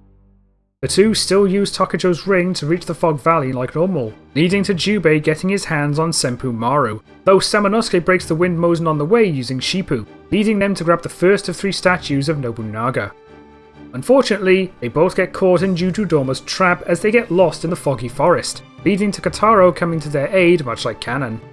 Since they're both trapped, his playable section doesn't really change, including him mimicking Jutodoma's voice as a joke before revealing himself to the two. Regardless, he leads them both to safety and leaves after they both thank him, leading to the two being ambushed once again by Jutodoma. However, as Jubei takes the first swing, Ginkenfatz appears just as Jutodoma steps back, the two having agreed to actually appear as a team this time since there's 2 Oni to face. The two do still begin bickering despite this agreed upon team up, with Jutodoma wanting to one-up Cordelia by killing Samanosuke herself, while Ginkenfatz simply wants revenge for his previous defeat, but the Oni end up losing their patience and attack regardless, beginning their battle. This battle quickly proves rather chaotic, especially with the narrow area they all have to work with, though Ginkenfatz ends up taking advantage by dashing between each side much like his standard second fight. Jutodoma still tries to hard focus Samanosuke in the hopes of making Cordelia look bad by bringing him down, but the Oni end up gaining the upper hand fairly quickly due to their synergy, breaking away from their targets and swapping when necessary to keep their foes off balance. Given the clear conflict between the two, Jutodoma and Ginkenfatz are far less in sync, not really attempting to work off of each other and instead just doing their own thing, something that the Oni are quick to take advantage of. This is only made worse by Ginkenfatz's tendency to run from side to side, not caring where Jutodoma is as he does, and accidentally running straight for her, forcing her to break from whoever she's focusing on at the time. This poor coordination inevitably leads to the Oni seizing their opportunity to retaliate as the Genma begin arguing, with Samanosuke using Enryu to land a heavy slash on one of Ginkenfatz's legs before landing a powerful uppercut as he falls forward, knocking him onto his back. He then switches to Reizan and thrusts it into his chest, discharging electricity into his body to finish him off. This sudden victory throws Jutodoma off and locks her attention onto Samanosuke, giving Jubei the chance to use Hyojin Yari and thrust forward, causing her to dart back and instinctively use her umbrella to block. However, Jubei anticipates this and angles his weapon down, causing it to slip under the umbrella before he rips it upwards, knocking it right out of her hands and staggering her long enough for Jubei to switch to Boruto and drive it into her chest for a fatal blow. As a result, the Genma are left soundly defeated, with Jutodoma spending her last moments pining for Nobunaga, while Ginkenfatz ends up blaming her for his second loss, promising to return once again as he falls unconscious. As a result, the Oni not only get their hands on the second statue, but also acquire the Honesty Orb from Judodoma's handbag, Jubei satisfied to know that Takajo's murder had been avenged. This naturally leads them to finding the final statue, opening the way to Judodoma's cave and reaching her bedroom, beginning to search it for some extra clues. Jubei is quick to notice the small portrait of Nobunaga on the wall, wondering aloud why anyone would want to gain his approval, only to notice that the portrait appears a little loose as Samanosuke approaches. He moves it to find the lever underneath, pulling it to open the hidden passage, though the two are still forced to escape once they enter and trigger the gas trap, leading to them both swimming to the underground cave and finding the Oni sea vessel. Its size still allows them both to get on as it's activated by the Honesty Orb, allowing them both to reach Onigashima, though they immediately find Garganto waiting in front of the gate as soon as they get there. Before our fight starts, Dantes also arrives on his own vessel, leading to both pairs preparing for another duel with one another, and while Dantes' interaction with Jubei remains the same, Garganto focuses on Samanosuke, readying his weapon and telling him that there will be no escape this time. Much like last time, Dantes remains locked in battle with Jubei while Garganto continues to focus on Samanosuke, which of course leads to Jubei's battle ending the same as last time due to Dantes' barrier, while Garganto ensures that Samanosuke is unable to break away once the latter sees Jubei getting wounded by Dantes. Garganto's greater strength starts putting Samanosuke on the back burner as Oyu arrives, her attack being effortlessly parried by Dantes as she tries to help Jubei, but seeing them both left at Dantes' mercy forces Samanosuke to take drastic measures as his gauntlet begins to flare up. Garganto notices and instinctively tries to land a decisive blow to stop whatever the Oni is trying, but Samanosuke suddenly knocks him back as he transforms into his Oni form, dashing forward and attacking Dantes. While his magic barrier protects him from any real damage, the Genma is left unable to defend against Samanosuke's sudden burst of strength as he is forced to dodge the Oni's attack. While both Jubei and Oyu are shocked by this transformation, both Genma agree that they can't stand against Samanosuke in this form and agree to call off their battle, Dantes still calling it shameful for Jubei to be saved by Oyu twice. While Garganto is left annoyed that he failed to defeat Samanosuke again, he openly voices his understanding of why Cordelia is so scared of him, before the both of them get on Dantes' vessel and leave, though not before Dantes gives his usual warning about the imminent attack on Odani Castle. As Oyu patches up Jubei's wound, he asks Samanosuke about his transformation, Samanosuke telling him that it is the end result of years of training and control. Of course, while Jubei is capable of triggering his own Oni form as early as after first meeting Takajo, we're going with the idea that because he only recently learnt of his Oni power, he has yet to experience this kind of transformation for himself, hence his current ignorance of it. Samanosuke tells them both of his transformation into an Onimusha during his final confrontation against Fortinbras, noting that while it was incomprehensibly powerful, he had practically no control over it, barely even remembering what he did while in that form. After waking up to find the wounds left on Fortinbras' body, wounds that a human could never have been able to inflict, he chose to disappear in order to spend however long it took to learn how to control this power in the hopes that it wouldn't prove to be a risk to those around him. After 11 years of effort, he finally decided to rejoin the fight against the Genma after gaining full control of his power, though reveals that the form he just took is a significantly weaker variant that can be manually triggered once the gauntlet has built up enough power, albeit still having saved it for an emergency. As he finishes explaining this, Oyu finishes bandaging his arm, and Samanosuke asks her to watch over him until he heals, wanting to scout out the island a little before returning. Jubei initially tries to protest, but finds his arm in too much pain to effectively swing a sword, Oyu telling him to keep still until the wound heals. Knowing that a wound like this would significantly slow him down, Jubei eventually concedes and agrees to remain here, Oyu promising to keep an eye on him until Samanosuke gets back, Samanosuke nodding and entering the island. This leads to him speaking with the spirit of Takajo, though is far less shocked compared to Oyu upon seeing her spirit, considering his significant knowledge of the Oni clan by this point. Outside of this, the scene plays out the same, as Takajo directs Samanosuke to find the sacred flute in order to break Dantes' barrier, though as she disappears, she asks him to thank Oyu for her aid as well. Given that he's obviously stronger than Oyu, Samanosuke ends up finding and obtaining the sacred flute faster than canon, though does still grab the Adaga and Gladius along the way, thinking that they would suit Oyu's fighting style quite well. While Samanosuke is inside, Jubei and Oyu soon start talking, Jubei feeling a sense of humiliation for losing like this considering he's supposed to be the master of the blade. Oyu does remind him of Dantes' barrier that protected him, but Jubei argues against the idea, not wanting to start finding excuses instead of acknowledging that he still has further to go. She quickly suggests transforming like Samanosuke did, thinking that if he could do it, then Jubei likely could as well. But while Jubei acknowledges it as a possibility, he notes that it took Samanosuke years to control that power, and expecting it to take a similar time frame for him to learn as well, making it far from the ideal solution. Despite Jubei's uncertainty, Oyu assures him that he'll find a way to bring Dantes down somehow, Jubei simply expressing a hope that she's right. Like normal, Jubei's wound somewhat heals by the time Samanosuke returns, handing Jubei the sacred flute and telling him that he found it at Takajo's request, saying that it will allow him to break Dantes' barrier. Jubei and Oyu are rather shocked to hear of Takajo's request from the afterlife, but Samanosuke, able to see that Jubei wants to defeat Dantes on his own, tells him that now he'll be able to fight the Genma on even terms.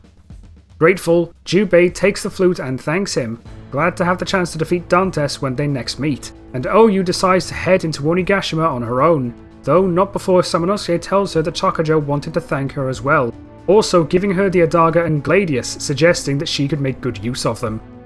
Oyu nods and thanks Samanosuke before heading inside, the two Oni doing the same soon after, leading to Jubei obtaining Dokotsui from the dragon shrine inside. Much of this section goes much the same, including the two scenes involving Kataro's accusations of Oyu being an agent of Nobunaga, as well as Oyu revealing to him her decision to return to her daughters in Odani Castle.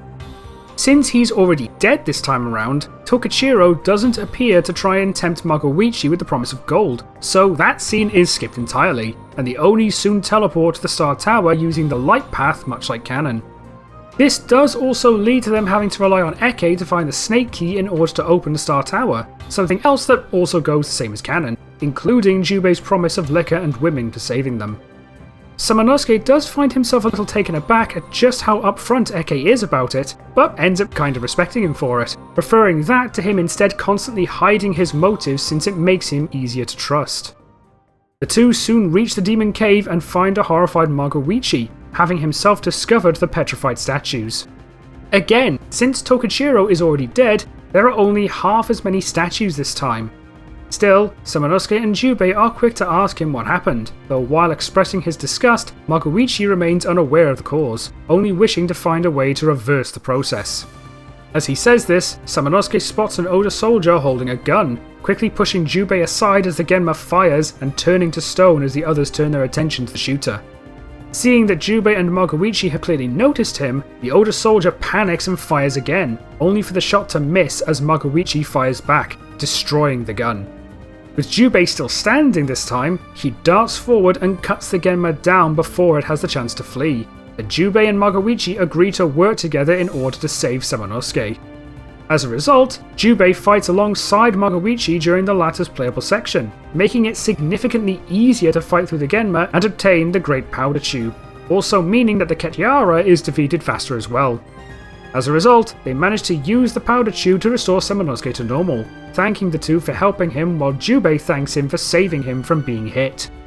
The two both thank Magoichi for helping them as well, the gunman nodding before leaving the cave, and the Oni soon do the same once they restore the rest of the petrified victims in the cave. This also leads to them finding Magoichi soon after when he is injured by a Batabone, but this scene also plays out the same as Magoichi reveals his true motivations for being here like he normally does. The Oni soon return to Onigashima and find the Scarlet Key, allowing them to unlock the door in the basement in order to reach the control room. Though with no Tokichiro, they end up finding Oyu just trying to figure out what the machinery does here. The Oni join her in trying to understand what's in the room, soon hitting a button that opens the trapdoor on the floor, though nobody is standing on it at the time, so no one falls in. After seeing nothing inside the metal pit, they try to push the same button to close it back up, only for the trap to malfunction and begin exploding, opening a crack in the trap's wall to another corridor. Seeing it, they all decide to jump in and check this new area out, leading to them reaching the next room as an explosion leaves Oyu hanging over a crack in the floor. Like canon, Dantes swoops in and saves her before either Jubei or Samanosuke have the chance, though just as Dantes gives the same reasoning as canon, Garganto appears at the same time, commenting that Dantes plays the noble knight role a little too much. This only annoys Dantes a little, saying that it's about maintaining one's honour, something that Jubei openly acknowledges for saving Oyu, albeit begrudgingly. While Dantes thanks him, Garganto turns his attention back to Samanosuke, a slightly more annoyed look on his face as he says that Queen Cordelia has grown rather impatient with them, having begun threatening punishment if they continue failing to kill Samanosuke. From the very beginning, she has been demanding Samanosuke's death more and more, so he is here to end their battle and finally silence her. Samanosuke is left rather shocked at Garganto calling her queen, and Dantes chuckles a little, saying that she has been completely overcome by her obsession to kill him, though still proved so efficient that Nobunaga took a liking to her, Garganto following as he says that she had now become the wife of the warlord, making her the queen of the Genma. Now filled with a mixture of anger and disappointment, Samanosuke says that he never thought she could sink any lower than she already had, only for Garganto to interrupt him, demanding that there has been enough talk now. Regardless of his own feelings, he still has a mission, and he intends to complete it as ordered, both he and Dantes raising their weapons as the Oni do the same, beginning their third and final bout. While Jubei wants to use the sacred flute, Dantes immediately lunges forward, not giving him the chance to play it, while Garganto begins his fight with aggression right from the get-go, wanting to ensure that Samanosuke is separated from his ally. Despite using Reizan since Enryu leaves him too slow to keep up with Garganto's speed, he is still left with little choice but to dodge half the time due to his foe's physical strength. Meanwhile, Dantes and Jubei lock blades, the Genmo promising this to be their final round, Jubei agreeing as he pushes Dantes back and gains some distance. He is quick to see Dantes refusing to rush forward again, choosing to wait for Jubei's next move in order to counter, and Jubei takes this chance to play the sacred flute, destroying Dantes' barrier and finally opening him up for attack. Samanosuke and Garganto overhear the sound of the flute as they lock blades and turn to see Dantes lose his barrier, and Samanosuke takes the chance to pull out a purification charm and thrust it towards Garganto's face, the Genma turning back and noticing all too late as the charm detonates.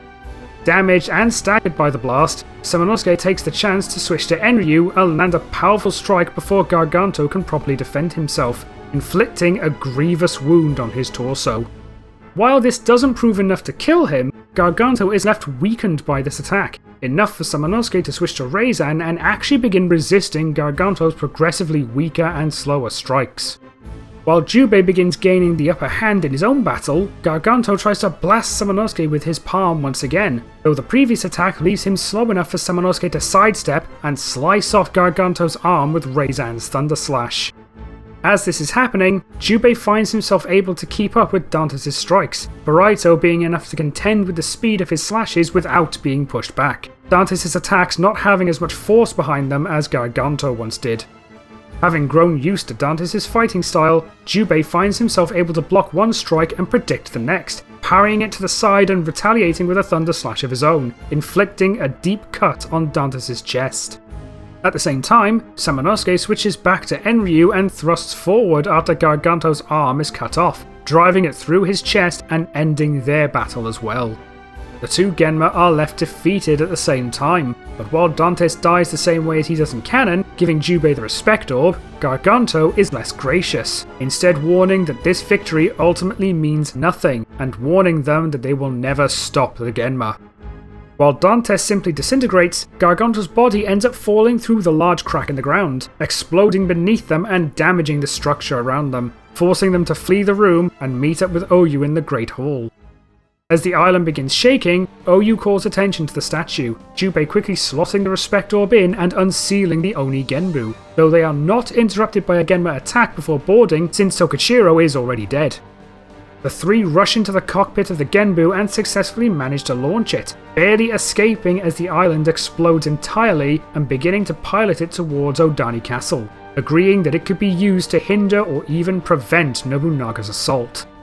Like canon, they manage to figure out how to fire the Genbu's weapons and decimate Oda's forces. But the Genbu soon becomes unstable as the engine begins to explode, having been damaged after still being somewhat caught in Onigashima's destruction.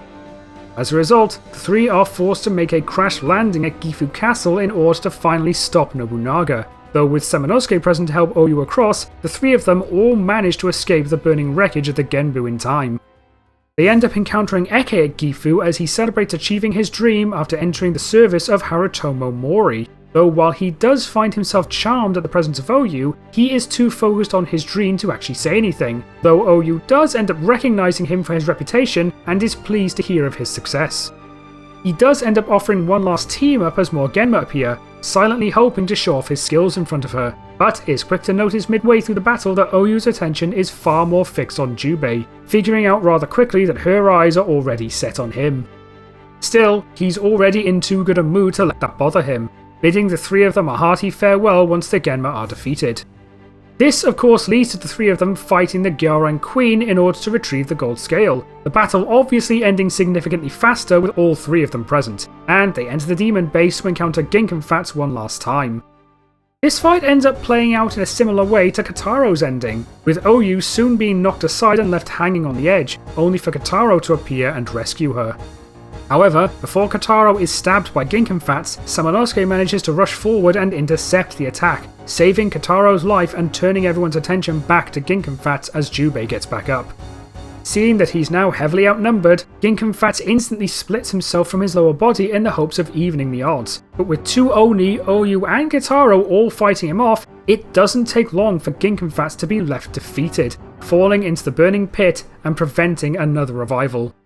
This obviously leaves the Oni to obtain the final Oni Orb, but as Oyu thanks Kataro for saving her life, Kataro responds by deeply apologising, acknowledging his cruelty towards her and admitting that he had finally learned the truth about his mother. The group are shocked to learn that his mother was murdered by the Hojo clan after trying to escape with him and prevent him from becoming a ninja, not wanting him to risk his life on a daily basis. He then thanks Oyu, saying that she helped him see things differently and drove him to seek out the truth, hoping that she might one day forgive him for everything he did, though Oyu tells him that she already has. Grateful for her kindness, he turns to the Oni and says that it's time that they confront Nobunaga, Samanosuke agreeing since they now have all 5 Oni orbs, and they all head for the elevator in the middle of the demon base.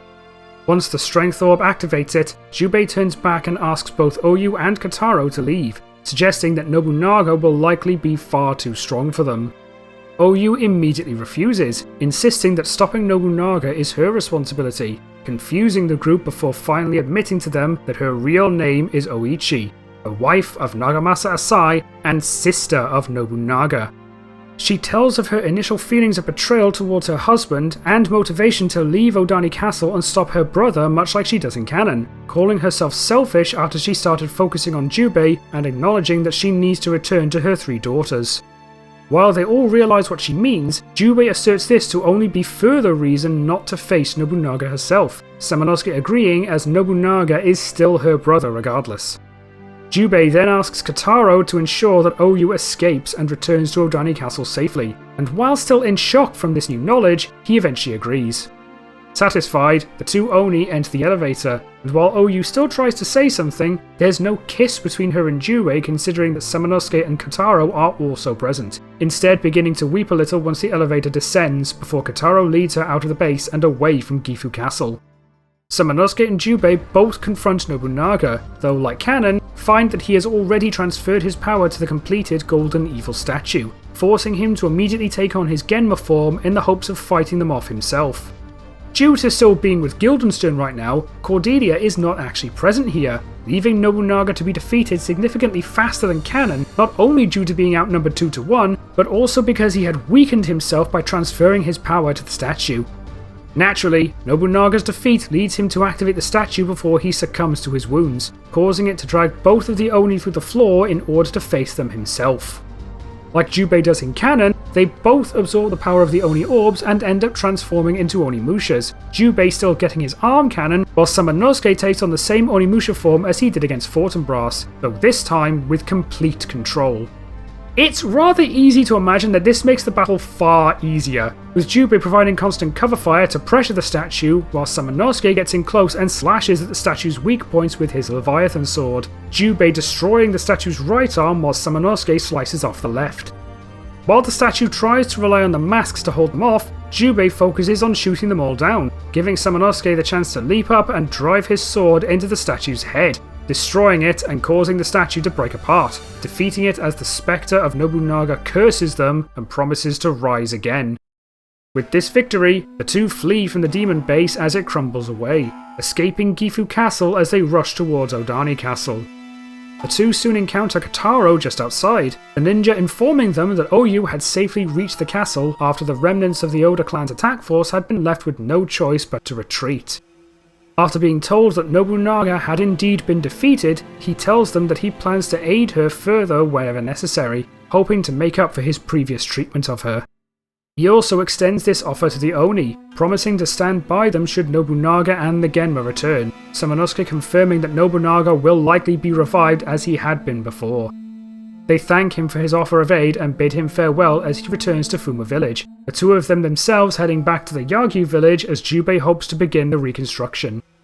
While many Yagyu were killed in the attack, he hopes that some Yagyu had survived like he did, hoping that the Yagyu clan will persevere despite their loss. Samanosuke hopes that he's right and wishes Jubei luck, the Yagyu chief thanking him for helping him avenge the Yagyu, and promising that the Yagyu clan will stand by him should he ever need it. Appreciating the offer, Samanosuke bids Jubei farewell and leaves, the both of them considering one another a close friend by this point. Guildenstern and Cordelia soon learn of Nobunaga's death at the hands of Samanosuke and Jubei, Cordelia left utterly fuming that Samanosuke had intervened once again and calling Garganto useless after having been defeated at Onigashima.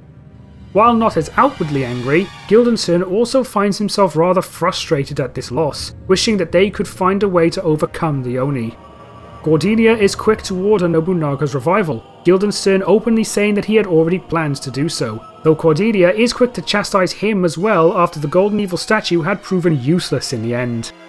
While not exactly happy to be talked down to by Cordelia, he admits to not having anticipated the team-up of two Oni, chalking up this failure to their combined might.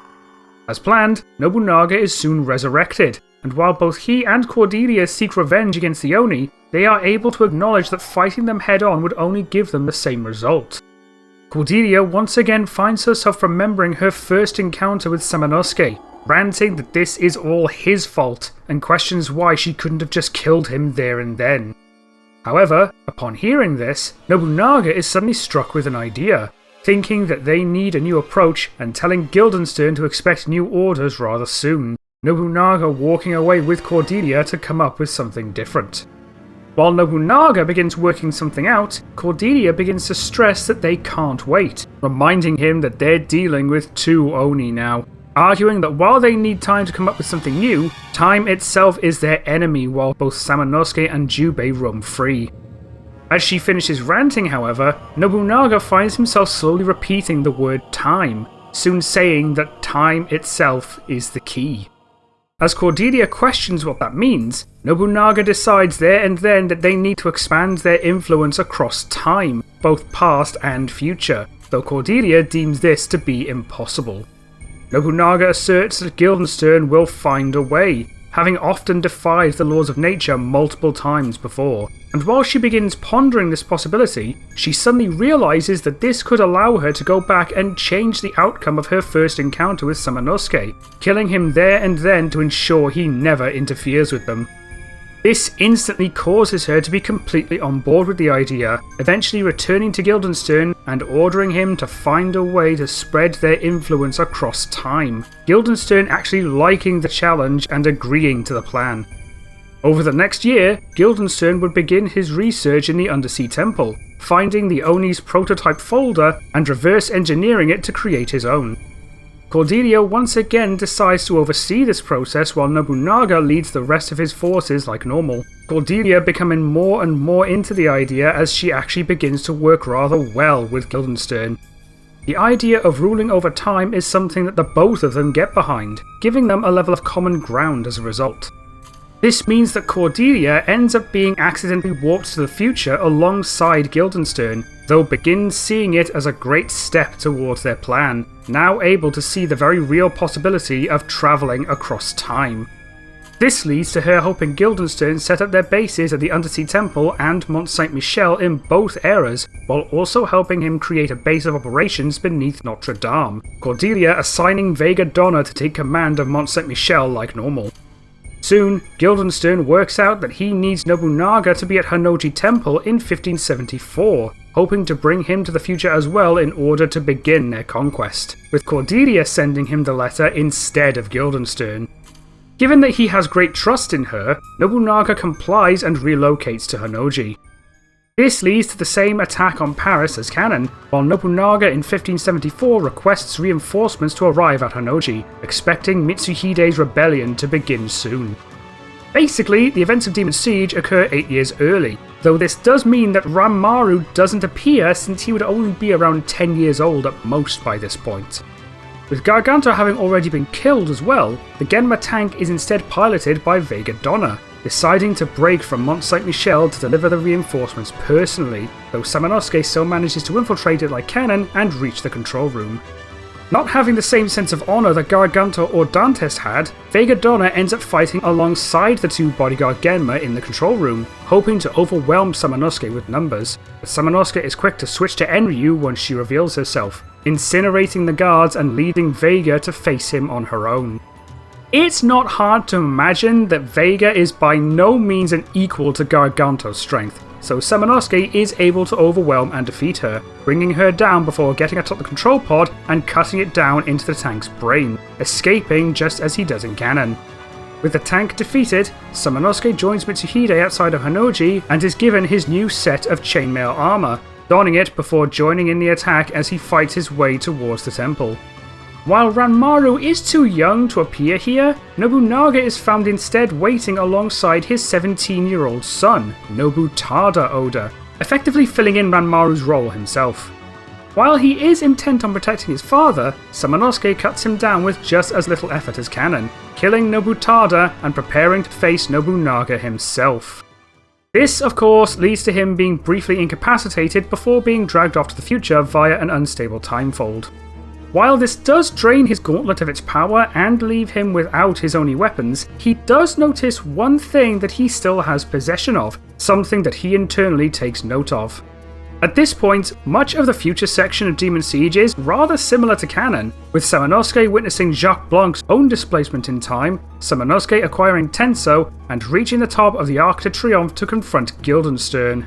However, he also finds Cordelia standing with him, though while she is again rather angry to see him, she doesn't quite fly into a rage like she normally does, instead making an effort to remain calm. Samanosuke actually calls attention to this, almost mockingly questioning if she's going to make yet another failed attempt on his life, but Cordelia just laughs as she says that his continued existence is exactly why she's doing what she's doing. Samanosuke demands to know what that means, but Guildenstern interjects, not wanting to ruin the surprise and calling Brainstern, escaping with Cordelia while Samanosuke is left to face it. Naturally, Samanosuke manages to bring it down like normal, but particularly notices Cordelia's more calm demeanour, noting that she usually focuses on his death and assuming that they have something far worse in mind for her to shift her attention away like that. The past section of Mount Hiei goes pretty much identically here, with Jacques gaining his gauntlet and meeting Akko, teaming up with the past incarnation of Samanosuke and gaining Enja, and the two reaching Enryaku Temple only to be confronted. The only real change here is that Nobutada ends up appearing in place of Ranmaru, identifying himself as the first son of Nobunaga. Jacques questions how that's possible if he's only human, but Nobutada calls himself the only human amongst Genma, asserting his need to prove himself as a worthy heir to become the next Genma Lord. As he says this, he summons Marcellus and reveals Nobunaga's knowledge of Mitsuhide's incoming rebellion before leaving, Samanosuke giving chase while Jacques is left to fight Marcellus. This fight obviously goes like canon as Jacques defeats the Genma convert, leading to Akko heading to the future while Jacques takes some time to rest. Like pretty much every other scenario, the sewer section goes as normal, with Akko meeting Samanosuke and breaking the language barrier, Samanosuke agreeing to help Michelle save her men, and heading to Jacques' house after they reach Notre Dame due to Michelle answering his phone. In fact, the game ends up progressing like canon all the way until Guildenstern calls Samanosuke following Jacques' successful attempt to reach the western ship after he and past Samanosuke defeat Heihachi and Sakai. After Samanosuke reaches Notre Dame and acquires Kuga, he manages to reach the basement as requested, though he is not faced with Guildenstern this time, simply finding the transportation device. While he initially begins to try and work out what the machine is for, it suddenly begins to whir to life, activating as a figure steps out from the device and walks down to ground level. Samanosuke is horrified to see a Genma converted Nobutada approaching him, but he quickly silences him much like Genma Ranmaru does, ranting that Samanosuke has no idea what it's been like for him. He is supposed to be Nobunaga's eldest son, his one true heir. He was supposed to be getting prepared to ascend as the new lord by now, but Samanosuke's constant interference put a stop to it, especially once his father began to turn his focus towards Cordelia. Her influence drove Nobunaga towards killing Samanosuke more than ever, further pushing his own succession back, something else he ends up blaming Samanosuke for. Ever since she became his stepmother, the two had effectively ignored him for years, asserting that killing Samanosuke here will finally turn their attention towards him as he draws his blades. Unfortunately for the young heir, Nobutada ends up facing the same issue as Genma Ranmaru does in canon, though perhaps slightly more so due to confronting Samanosuke even earlier than Ranmaru does before his body is able to acclimatise to his Genma blood. Once Samanosuke manages to defeat him, he is left pained as his body begins fighting his Genma blood, but despite the losing position he's in, his built-up hatred for the Oni stops him from fleeing, unwilling to accept defeat and intent on proving himself worthy of lordship. In a desperate act, Nobutada tries to take one final swing at Samanosuke as he fights through the pain, but much like their first encounter at Honnouji, Samanosuke effortlessly parries and retaliates, cutting him down as he spends his last breath cursing Samanosuke one final time. In the end, Samanosuke can feel only pity for Nobutada, simply walking towards the device once the convert disintegrates and using it to reach the undersea temple. Again, since Cordelia is exclusively in the future, Jacques' half of the temple is identical, with the sole exception of Nobutada taking Ranmaru's place when telling Jacques of the unfinished time folder. However, with the Genma converted Nobutada already dead in the future, Samanosuke's section does have a couple of larger differences. Upon entering the eastern chamber after Jacques drains the water in the past, Samanosuke picks up the blue disc and turns back only to find Cordelia standing at the door, slowly stepping forward and noting that no matter what the Genma do, he always finds a way to impede them. The two begin to slowly circle the room at opposite ends, Cordelia saying that no matter how much time passes, he never changes, though Samanosuke retorts that Cordelia is no different, saying that she has spent the last 18 years obsessing over her desire to kill him, all because of one single failure. While he expects her to snap at him like usual, Cordelia actually maintains her cool, saying that she simply doesn't like to leave a mistake without fixing it, labelling Samanosuke as her greatest mistake. However, she now finally realises that she's been going about fixing it all wrong, knowing that no matter what they try, he will always find a way to survive, Samanosuke agreeing as he assures that no matter what they do or where they go, he will always be there to stop them. Cordelia simply says that's exactly the point. He is always there, so that will be the first thing that they change. This leaves Samanosuke a little confused as he asks what she means, and Cordelia says that for the past 18 years, all she has done is attempt to deal with the end result of her mistake rather than fixing the original mistake itself. However, she now finally has the means to go back and fix her mistake at its source, going back to ensure that the day they first clashed blades becomes his last. Given that he didn't learn about the time folds from Guildenstern in Notre Dame, this is the first time that Samanosuke is beginning to gain a full understanding of the Genma's plan to dominate time itself, leaving him horrified at the implications as he asks if she really did all this just to change their initial encounter. It's only now that Cordelia finally breaks her composure, snapping that he will never understand what that kind of failure is like. But her pride as an assassin was everything to her, only for him to completely destroy it. So now she'll go back and turn her only failure into a victory, ensuring that she can finally live without shame forever. Samanosuke only calls this foolish, attempting one last time to reason with her as he warns of the greater consequences, but Cordelia just tells him to save his breath, asserting that she's finished hearing his platitudes. As they stop circling the room, Cordelia tells him to savour what little time he has left, warning that very soon he will cease to exist entirely, stepping back into a Genma portal and escaping before Samanosuke can give chase.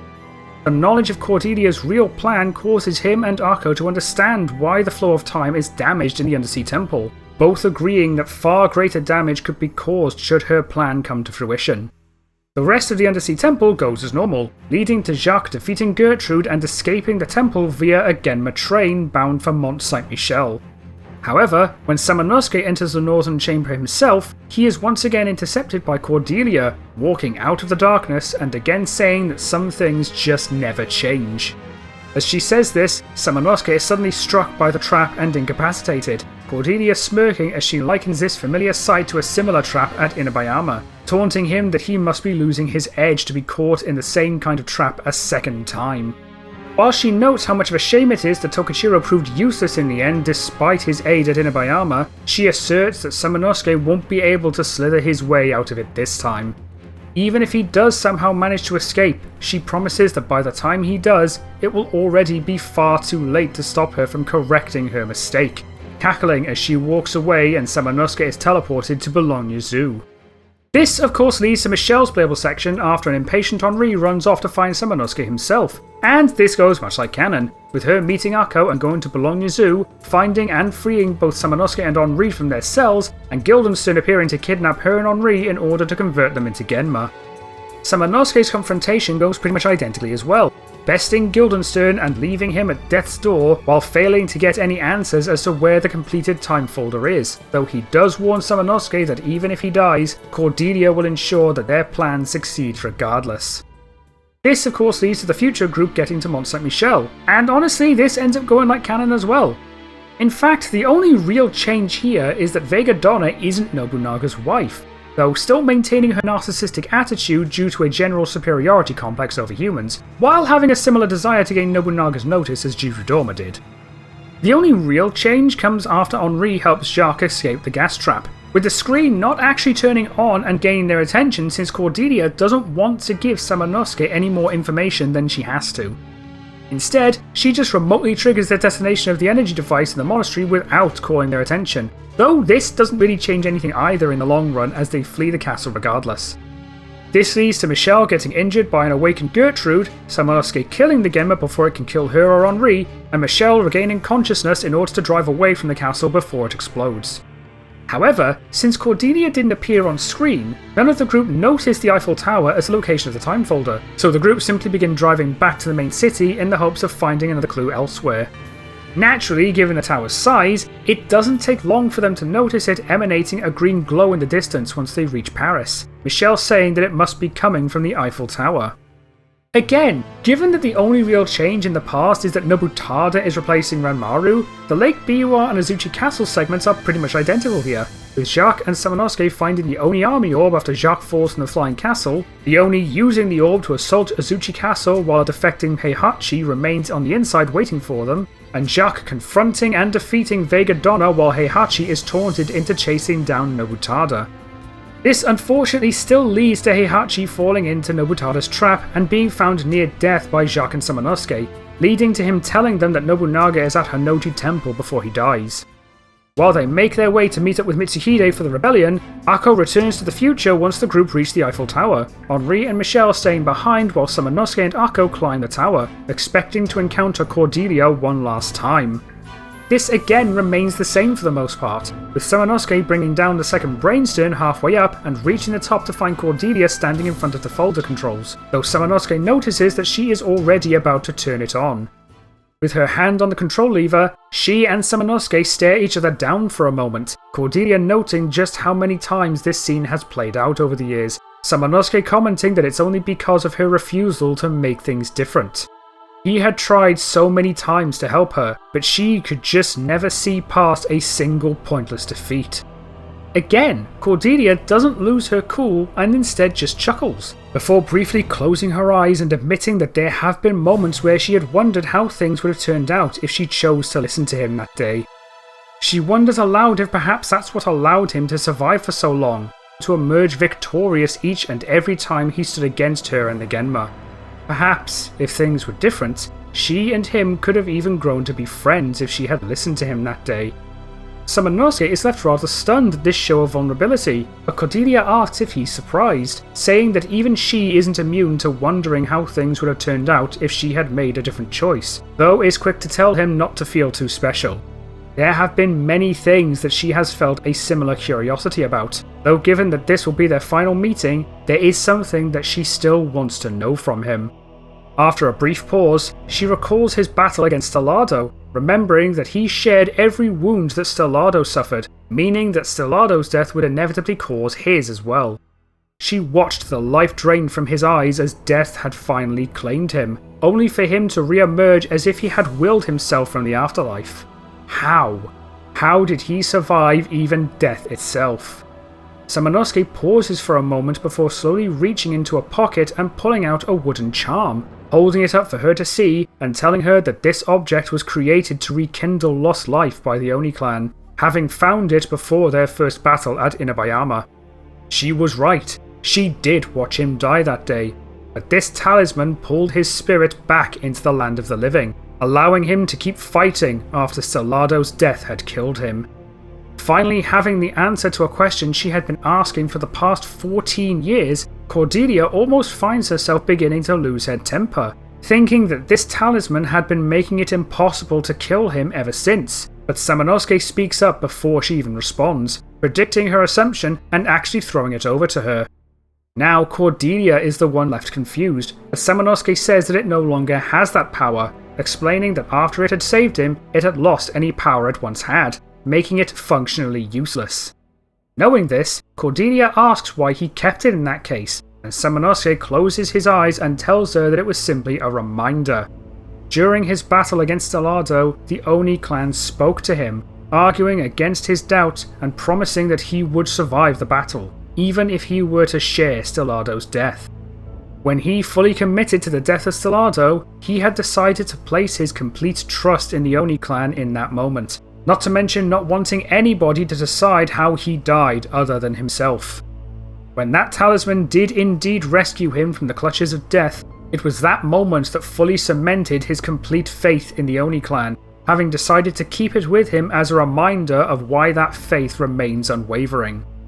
As much as she continues to loathe both Samanosuke and the Oni, Cordelia actually finds herself at a loss for words, uncertain how to respond to this information. But as she glances back down at the talisman in her hand, Samanosuke tells her that even during her first attempt on his life, she held a great deal of potential. This only shocks Cordelia even further as he continues, saying that he only wanted to show her how pointless it is to kill someone without a grudge, having wanted to see her grow and flourish as a person without needing to kill to do so. After a brief pause, Cordelia lets out a light smirk, throwing the talisman to the side and simply saying, "It's too late now," as she pulls the lever and activates the time folder. Initially horrified to see the device activate, his face contorts to one last look of disappointment as he agrees, drawing tenso as Cordelia prepares her wrist blades and proclaims this to be their final battle. She promises that once this is all finished, she will undo his existence and finally give herself peace knowing that he will never hold her back again, lunging forward as their battle begins. Samanosuke ends up maining Tenso here specifically to combat both of her wrist blades, though given that this is their first bout after having ascended as Queen of the Genma, this is where Cordelia is at her strongest, putting up a difficult fight for him. She initially tries to outspeed him like their first battle, zipping back and forth in an attempt to catch a blind spot, but Samanosuke proves capable of blocking and parrying her attacks with Tenso, though finds himself barely able to keep up. She suddenly switches her strategy, mixing melee attacks with occasional ranged attacks as she sometimes launches a Genma fireball in an attempt to split Samanosuke's attention, but Samanosuke still finds himself able to at least defend himself from her onslaught before quickly catching on to her plan. Seeing a pattern of melee and range, Samanosuke blocks her melee attack and manages to predict where she is about to stop to launch her magic, suddenly turning and swinging as she fires. Having acted preemptively, Samanosuke ends up deflecting the fireball right back at her, and while she is fast enough to avoid a direct hit, the attack still manages to clip her leg as she tries to dodge, briefly knocking her from her feet. Immediately, Samanosuke lunges forward to capitalize, but Cordelia is able to recover fast enough to block his swords with each of her wrist blades, engaging in a sword lock. As they stare each other down, Cordelia suddenly opens her right palm, Samanosuke instinctively reacting as she fires another magic bolt aimed right at his head, pulling his head backwards to dodge it.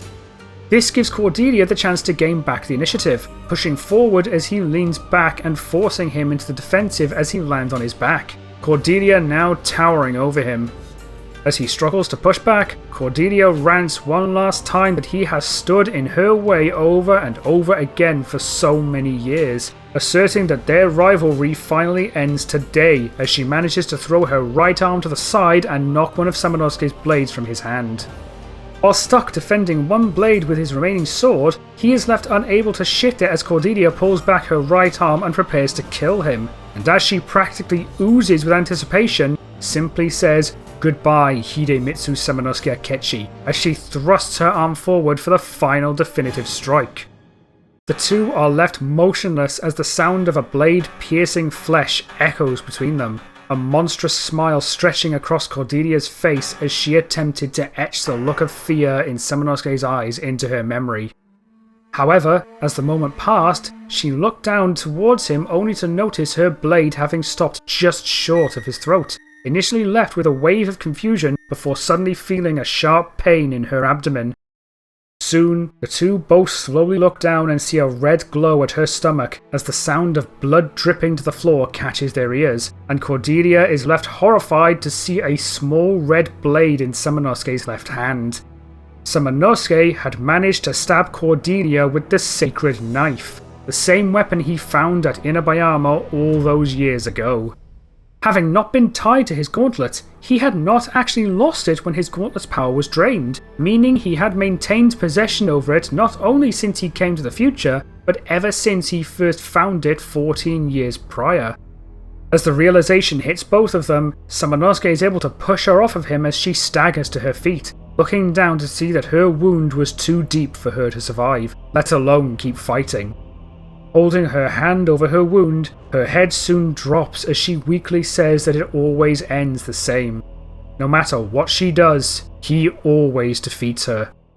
Feeling a small lingering level of pity for her, Samanosuke sheaths Tenso and again says that she had so much potential, that she could have been something truly wonderful.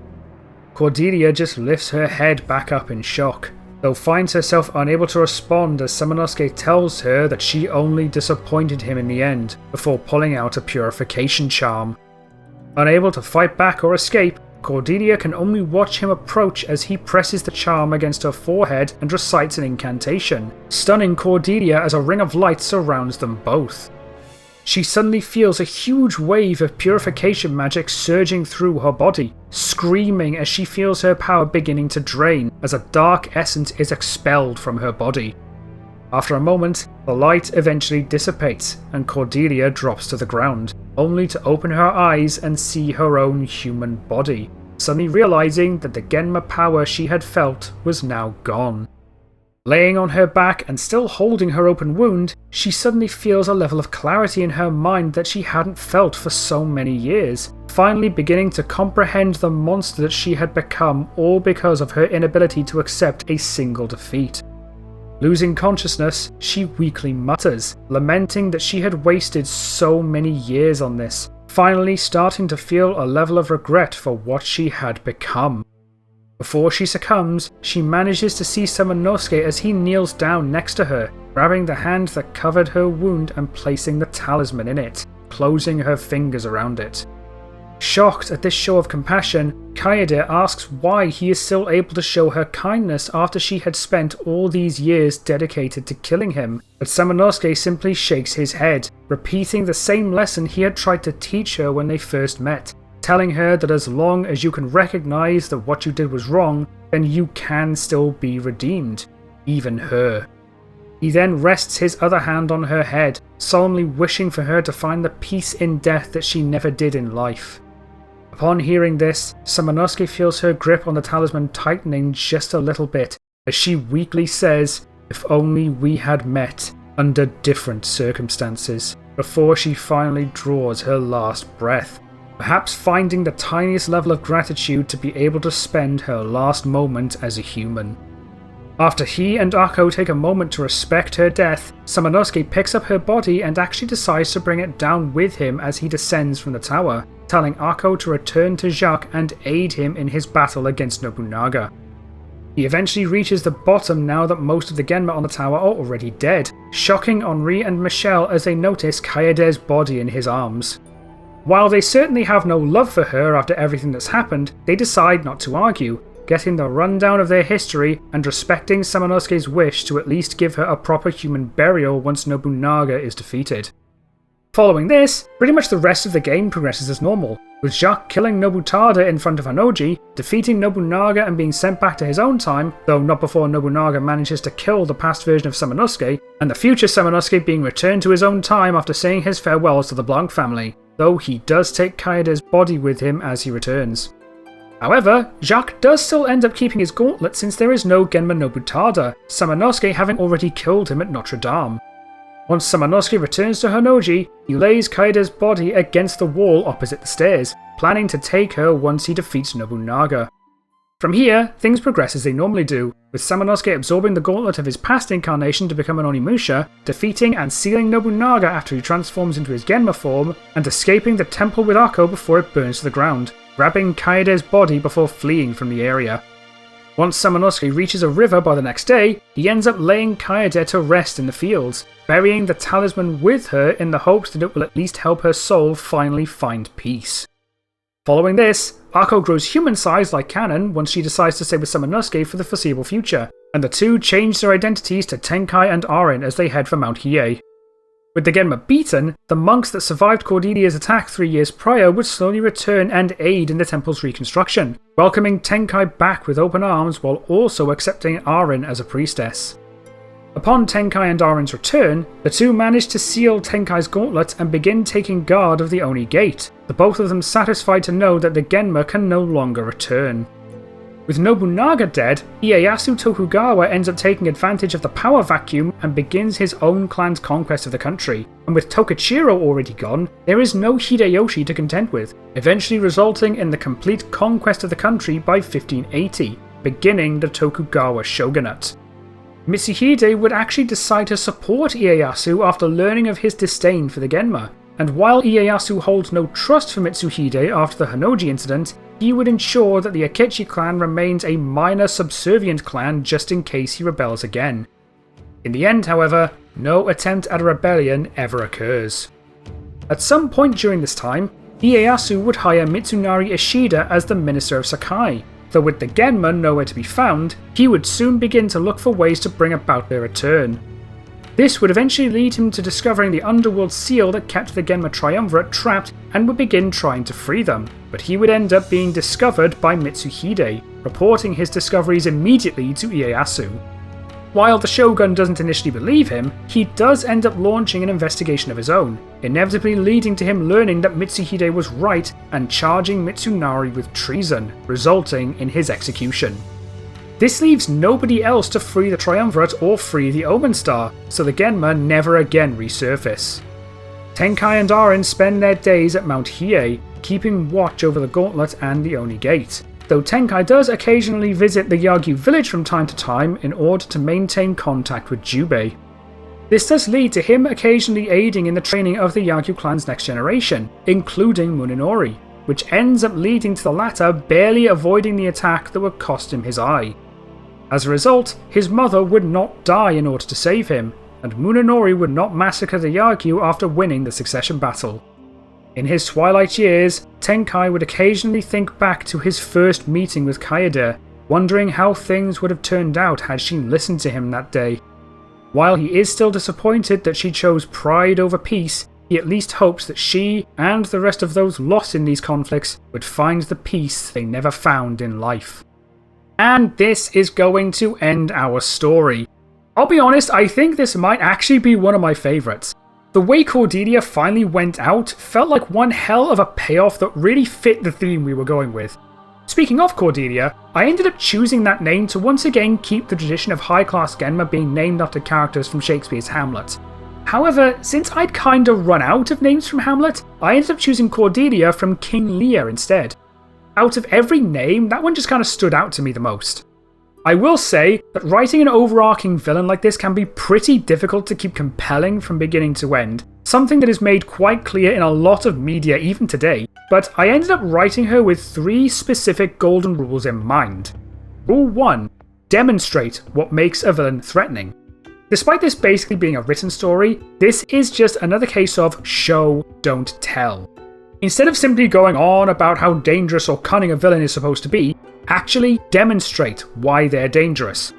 Despite only being human, Kaede proved to be a thorn in Samanosuke's side by continually tracking him for the first 4 years despite his efforts. But her real danger came when she became Cordelia, showing her danger in a more direct way when it came to their first confrontation in Inabayama, not trying to overpower Samanosuke, but both outspeed and outsmart him by burning away the panels to trap him in a circle of spikes before leaving him cornered. This is also why I had her be the mastermind of the Stellado plot, luring him to the Genma monument underground and leaving him face to face with an enemy that he cannot kill without dying himself. Like I said, show, don't tell. Rule number 2. Actually give your villain some wins. Yes, we know the protagonist is supposed to win at the end, but that doesn't mean the villain has to fail each and every time they do something. This is once again a big problem with modern media, effectively making it a rule that because you have the big bad, they have to arbitrarily lose against the hero every time because that's the whole point. The problem with that is that it takes away from the threat the villain is supposed to pose. Trying to make them threatening while making them lose every encounter effectively gives us a Kylo Ren situation.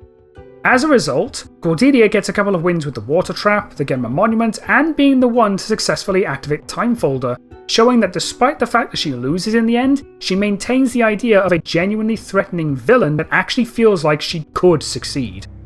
Rule number 3. When the villain does lose, don't make it happen in a way that makes them look stupid. Seriously, this is probably the most common pitfall seen in villains. Again, a villain ends up losing their impact when they do something completely boneheaded or forget the most glaringly obvious thing that any normal person would otherwise account for. So in order for their losses not to detract from the villain, they have to lose in a way that most people in that position would. During her first battle in Inabayama, she fights in a pretty smart way, trapping Samanosuke in a circle of spikes and only lunging forward when he's got nowhere to go. She only loses because of a split-second decision to use the trap against her, leaving her injured and giving Samanosuke the chance to recover. Even then, she ends up planning ahead and turns it into a win by luring him into the water trap and leaving him to drown. And while Samanosuke does survive, she isn't really able to predict just how, so it feels like Samanosuke worked out a way to make it out, rather than just because Cordelia forgot something important. This could also be said with Samanosuke's death alongside Stellado. Cordelia is smug and confident because how could she possibly expect him to revive himself considering she has no knowledge of Samanosuke's talisman, or even about any talisman to begin with, so it feels like Samanosuke wins because he actually has to outplay her before she outplays him. The last moment with the sacred knife I felt was really something that tied up their conflict in a nice little bow. Something that Samanosuke never uses but keeps with him just in case he has some need of it. Given that it's the only Oni weapon she ever uses in canon, it felt like the perfect way for Samanosuke to defeat this evil counterpart right at the last moment. It was honestly one of the first things I initially planned in my notes when I started working on this story. Anyway, I've rambled on long enough, so I'll stop here. Thanks for watching everybody, and if you are a fan of Onimusha based content like this, be sure to like and subscribe so that you don't miss any more. I would very much appreciate it. Until next time, take care of yourselves. Danish out.